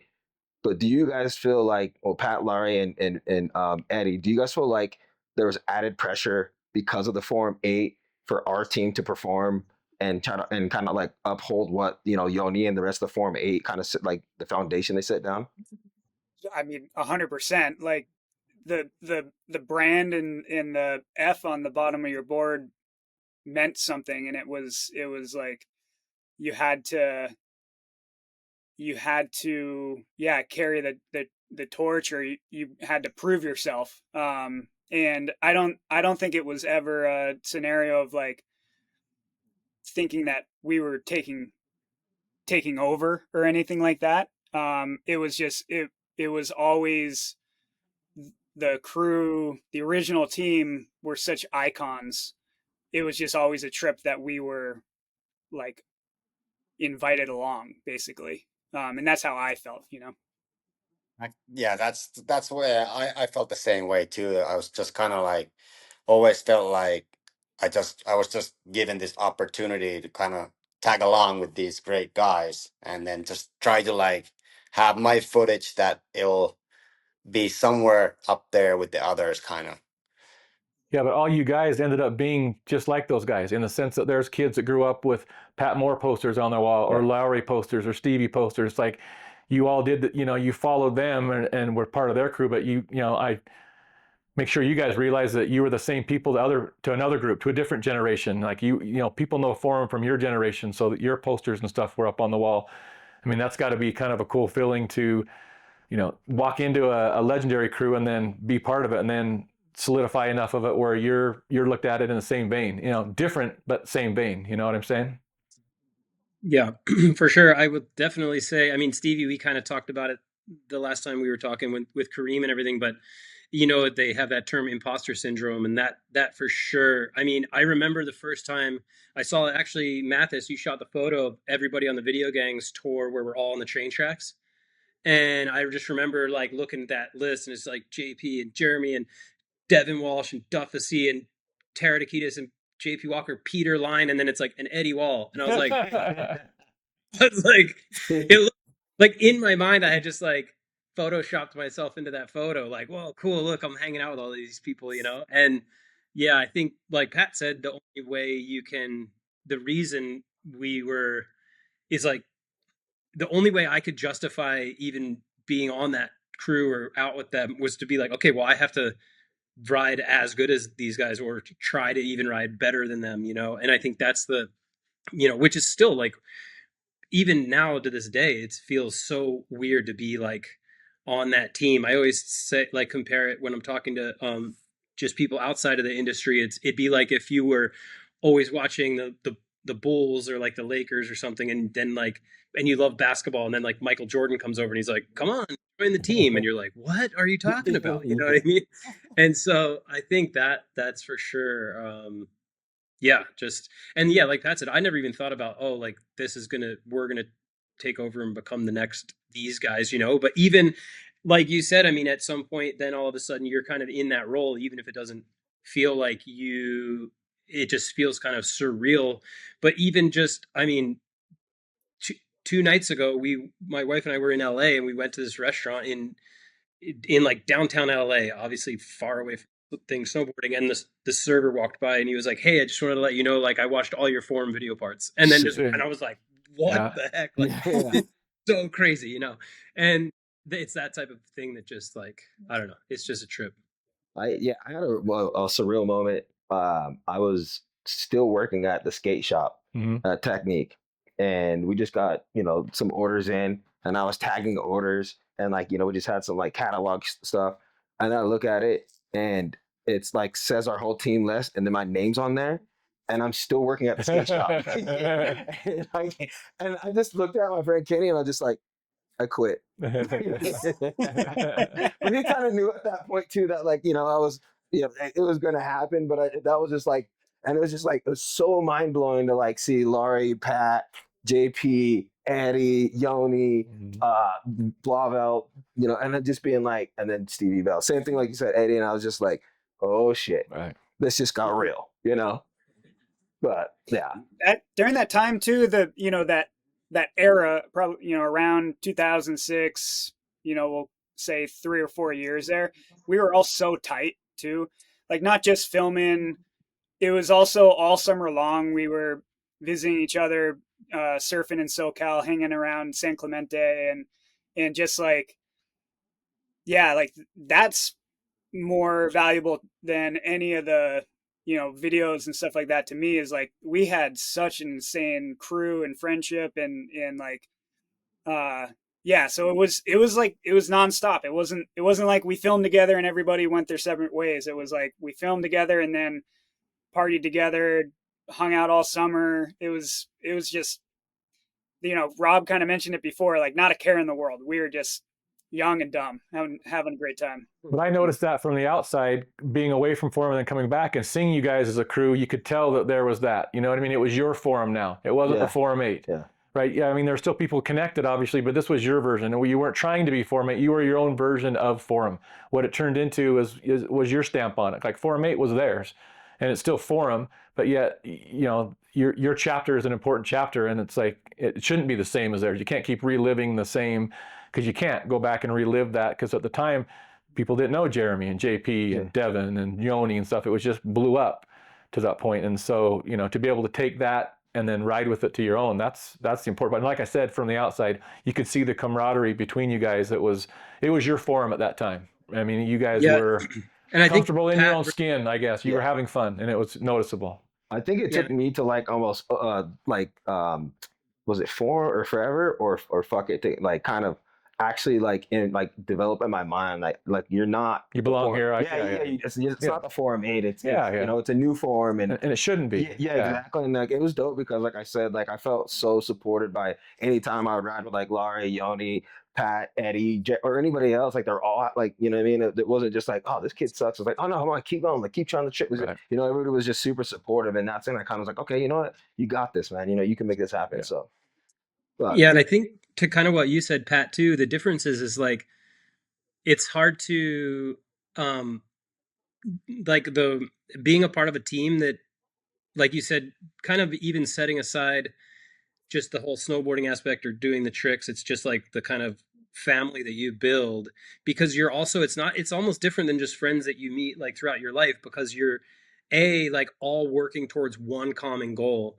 So you're all like rooting each other on, but you're also like going through such high highs and such low lows to where you can land a trick that that like no one's ever landed and everyone's celebrating and it's like the highest high, and then you go party and it's epic, and then literally the next day you're like in the emergency room with your friend because he has a broken collarbone or he broke his knee, or and like, or you're just in the back country having a full meltdown because you haven't landed tricks and like screaming, and there's like people are angry and then people are happy again. It's just like the roller coaster of emotions when you're filming for projects like that, I think kind of like bring everybody together. And then it's awesome too, because like you said, then you meet up in the summer, and then back then it's like we had those tours where we're just going all over Europe and Japan and stuff, which was then it was just like full like, hey, you guys killed yourselves for 9 months, now let's go celebrate and show everybody this. And it was just like the most fun time ever. Like to me, when I look back, like two of the biggest things I remember is VideoGangs tour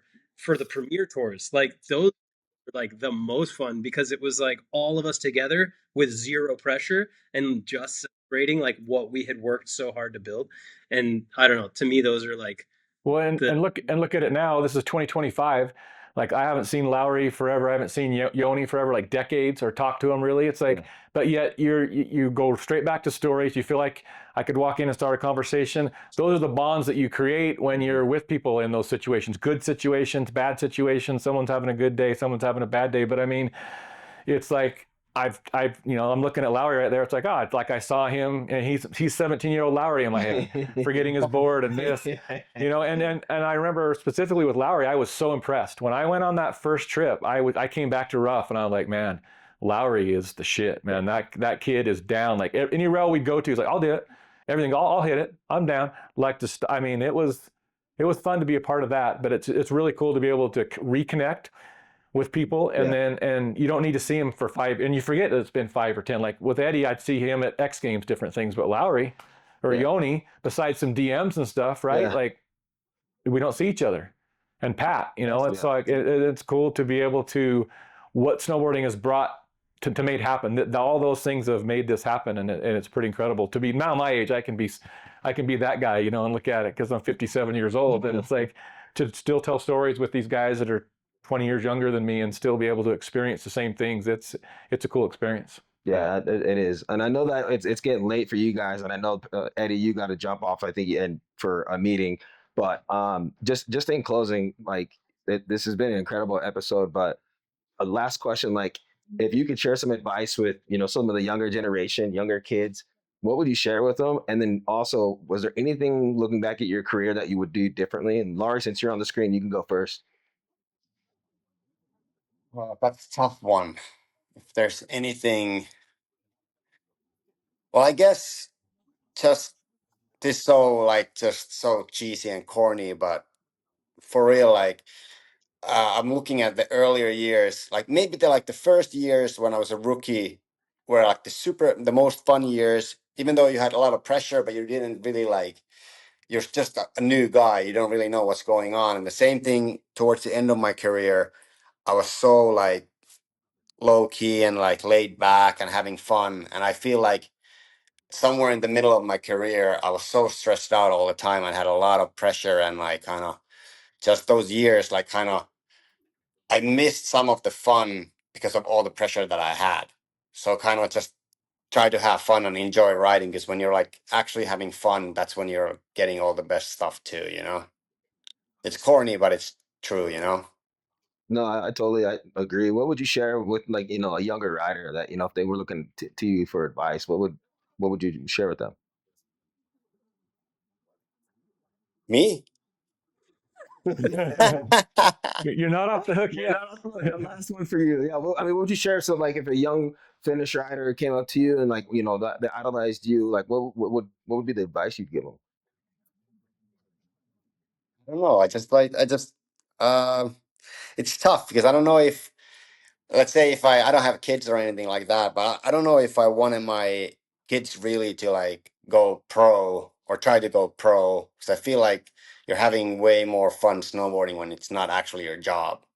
But it's also, now you guys are talking about all these experiences and all this stuff that if it wasn't your job, I wouldn't have had those. So it's tough. It's like a catch-22, right? Yeah. but now you have to do a triple cork 1800. So I'm just gonna say Yeah, just don't do it. Yeah. Yoni, same questions to you. Yoni, like, if looking back at your career, is there anything you do differently, and what advice would you share to like a younger generation? Yeah, well, I pondered it a little bit, like if I would have done something different, like if I would, let's say, train more, be more serious about some stuff, maybe like my level could have been even higher. But then again, like I also enjoyed the kind of lifestyle a little bit, like kind of the carefree, whatever, soak in the experiences, see all the kind of life also outside of snowboarding a bit, the places like where we visited, like and just meeting like interesting people all around the world. Like I would say, like I don't regret anything in that retrospect, like uh, I'm just super thankful of all of you guys and all the people I've met throughout the years, and like 99% of the memories are like super good. Yeah, for sure. 99.9.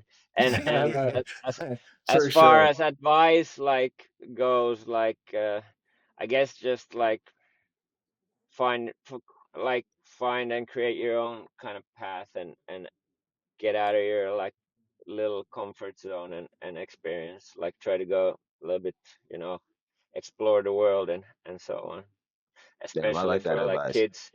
kids from here, Finland or wherever, Scandinavia, pretty much have to get out of here to be able to make a career out of something like snowboarding. Yeah. That's right. So That's dope so advice. I guess that that sums it up. But yeah, Oh yeah, good thank you. times we had. Good times we had. Yeah, good, Oh, really good times. And then absolutely. yeah, Pat, you're next on that. Like, like looking back at your career, is there anything you do differently? And then obviously, what would you share with the younger generation? Yeah. Well, first, just for Yoni, I mean, you were saying like the carefree lifestyle. Like, I think that showed in your riding. So if you were like jocking out trying to become, the most extreme, it wouldn't have the same flavor that, your resistance part had or whatever, it just, so I think that was like the best part about the videos is that your personality and your style were such a big part of it. But as far as myself goes, like, I think where I look back and I'm kind of like bummed at myself or whatever, it's just I remember just being, I think I was so focused on filming and like getting the shot and, you know, my my own career, whatever, like just really focused on myself, which you need to be at a certain level, but I didn't always appreciate just kind of where we were, or just making those like deep connections beyond just snowboarding and skating and whatever with our group of friends. And as I, have gotten older and have continued to get to go on trips, like now I just like am so excited about the places that we're going to, Yeah, and like I'll nerd out and like look up restaurants or coffee shops or whatever to,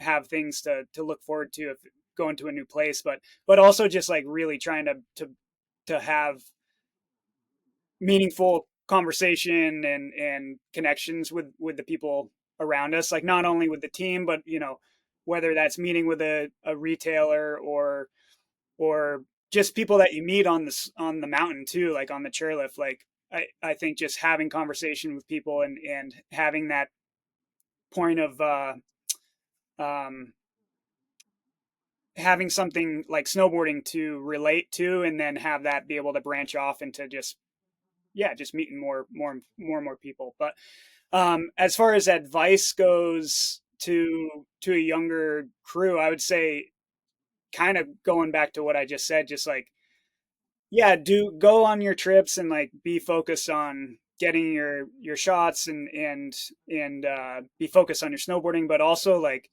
enjoy where you're going. Whether that's a new place altogether, new country or whatever, or if it's just your own backyard, like enjoy the places that you're going and the people that you're with, because that's at the end of the day, like those are the things that you're gonna, lean back on and appreciate when you're older. absolutely. And Eddie? Let's see here. I would say Buy a Rolex. Just think how much big that would be worth regret. right now, man. Biggest If you regret. think Didn't about it, buy a do Rolex. it. It's actually the exact opposite. I would say if any extra money you have, save it and put it into a retirement fund. That's Right. All that's the number tabs you covered for us, I bet you'd have a lot of money in savings account. one. Yeah. No, but that's a for real one though. Like, yeah, if you are fortunate enough to be making a little bit of money from snowboarding, definitely try to save as much as possible. Because if you can put a decent amount away when you're young, like that will compound. And would argue 90% of snowboarders don't generally find themselves in that scenario. And, so yeah, I would say that for sure. But yeah, as far as, well, yeah, almost similar to what Pat was saying, but as far as advice, like I would say, if you find yourself in the scenario where you're getting to ride for a living or shoot photos for a living or be a part, it's like, man, it's, again, I think we were so obsessed with just trying to get gnarly tricks and stuff. It's like you almost forget that you're like getting paid to go and like hit a wall ride. Like now, like being a quote unquote grown up and having like a real job in the marketing world and all this stuff, and I'm like, damn, like I got paid to ride a snowboard down the hill. Like that is just so, I can barely wrap my head around that, and that's what we did for a living. Like, and like I watch skate videos and I'm like, damn, like these dudes are like, they're getting paid to fly to Barcelona and wax a curb and then get creative and get cool and like try to think of weird tricks to put onto a film. And that is so fortunate and such a rare opportunity. So I do think if you find yourself in that situation, to overly appreciate it and be grateful and just like have fun with it, but understand that you're in a unique situation that, like, honestly 0.01% of the world, 0.0001% of the world will ever get to experience, so yeah, just be super grateful and appreciative of that. That would be my advice. That's right. And Mathis, you're last but not least. As far as for a photographer, I remember having a talk with Cole Barish when I was done with Forum and he came in with Forum. I said, don't get wrapped up in the political stuff, because there's always little drama that's going on no matter what. Everyone gets along, but sometimes there's always that little drama. As a photographer, don't worry about it. Don't worry about being the company guy. Just go out there and create good images and take a look around and realize where you're at. And echoing what these guys say, you're getting flown all over the world. You get to go to the backcountry. You get to go to rails. You get to go all these places. There's a time when you're going to have to grow up and have, quote, a real job. I mean, try to extend that as far as you can, because the lifelong friends you make, it's just so important. And it's just, sometimes things aren't as important as you think they are. Like in the moment, you're like, oh man, he didn't do that front board good enough, or the stuff that you care about 30 years ago, you look back now, it's like, man, I'm in Finland shooting snowboarding, and hey, how can I get more creative shooting it? Hey, I'm going to go back farther and try to shoot this, and just not get stuck into, oh, I need to get this shot. Like, how can I get the coolest shot I can? And just really appreciate the Whistler backcountry or the Sweden or the people that you meet. And what I didn't do as well is I got too much into the action, right? Like there's so much going on. And I know I personally love seeing, and I've got some more of the culture side of it and the back side of it, but like you're witnessing stuff that a lot of people don't witness. Make sure you're capturing that, because I'd ebb and flow with that. Sometimes I do really good at it. Sometimes I do horrible. I'd look back, I was like, I wish I had this shot. I wish I had that shot. You're kind of looking in on the outside when you're with a snowboard crew, because you're creating images, but they're the ones risking their lives. Show that stuff, going to the hotel after and just what it's like on the life. Because I remember talking to Eddie Wall back in the day, and he's like, I would look at photos of skate guys and look at their bedrooms and see what kind of shoes they had.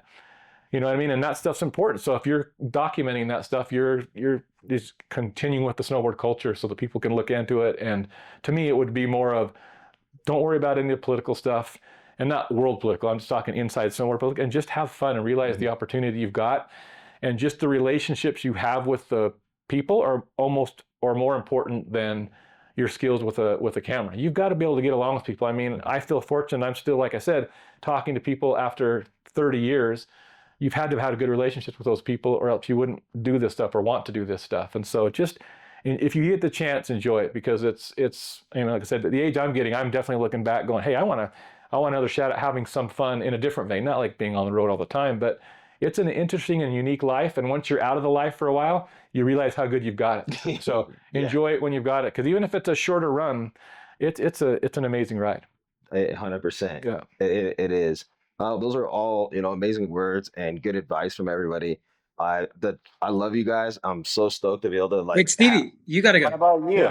Yeah. Oh, me? Well, put us on the spot. Well, I think, like, if looking back, if I could do anything differently, I think I would just, like, I put a lot of pressure on myself just because I didn't have very much snowboard experience. Right. I didn't have as much like years on a snowboard as it was a lot of guys that I was riding with. So I was always trying to like stay right on like you guys' level, and I just push myself, and I'd end up getting hurt because I'd be trying tricks that I probably shouldn't have been trying, like just doing something I'm comfortable with. So I wish, looking back, I wish I would actually just like know that I'm not as good as the people on the team, but I'm going to get better. But just like ride more in my comfort zone and enjoy riding and filming more, and stop trying to push myself to be Pat or Eddie or Laurie or anybody else. Just be you. And just be Stevie. myself. Yeah. You know, that's I think that was when I look back, my God, man, I didn't enjoy so many moments because I was like so mad at myself because I couldn't go get that trick or I couldn't do this. Yeah. So like that's probably the one thing I would change is just enjoying the moment. You know, it's like you're always head down, working hard, but like don't forget to look up and enjoy the scenery. Exactly. So my advice that I'd give to like the younger generation is, one, don't go pro after 2 years of snowboarding. But like just enjoy it. Put your own flavor into it. Who cares what other people say? Who cares what other people are doing? Yeah. Just make it your own. You know, everybody's got their own style. If somebody judges you, who gives a damn? Just do what you want to do. Have fun. I think that's all I would share. You know. Yeah. And make great friendships like we got here. Absolutely. Because at the end of the day, this is the thing I cherish the most, is being able to like pick up the phone and shoot a message to everybody and get us on here. It's like lifelong friends. Even we haven't seen each other or talked to each other in a long time. Like here we are. It's like almost feel like we're filming that yesterday, you know? Yeah. So yeah, that's what I was thinking. Like, and those like friendships, they'll follow you after you're done snowboarding, you know. And if you treated people nicely and actually paid attention to them, like they'll carry much further than just your snowboarding career. Absolutely. Yep. Well, I do appreciate you guys. Like again, it's rad to have this reunion. Thanks for popping in. Thanks for making this. This is my first podcast. Thanks for making it. I was definitely very anxious before doing this. You guys made it much more comfortable than I thought it was going to be. I was over here thinking, I had lots of thoughts going through my head. So nerves too. But Eddie, thank you so much. Laurie, thank you so much. Yoni, thank you. Pat, thank you. Rob, thank you guys. That's the end of this episode. This has been fucking rad. And thank you. Love you, brothers. Love you guys. All right. Later, guys. Later, boys. See you guys. Thanks so much. Yeah, thank you guys. Later. Thanks for tuning in to episode 6, Video Gangs. That movie was legendary. Stay tuned. Episode 7, we got something special for you.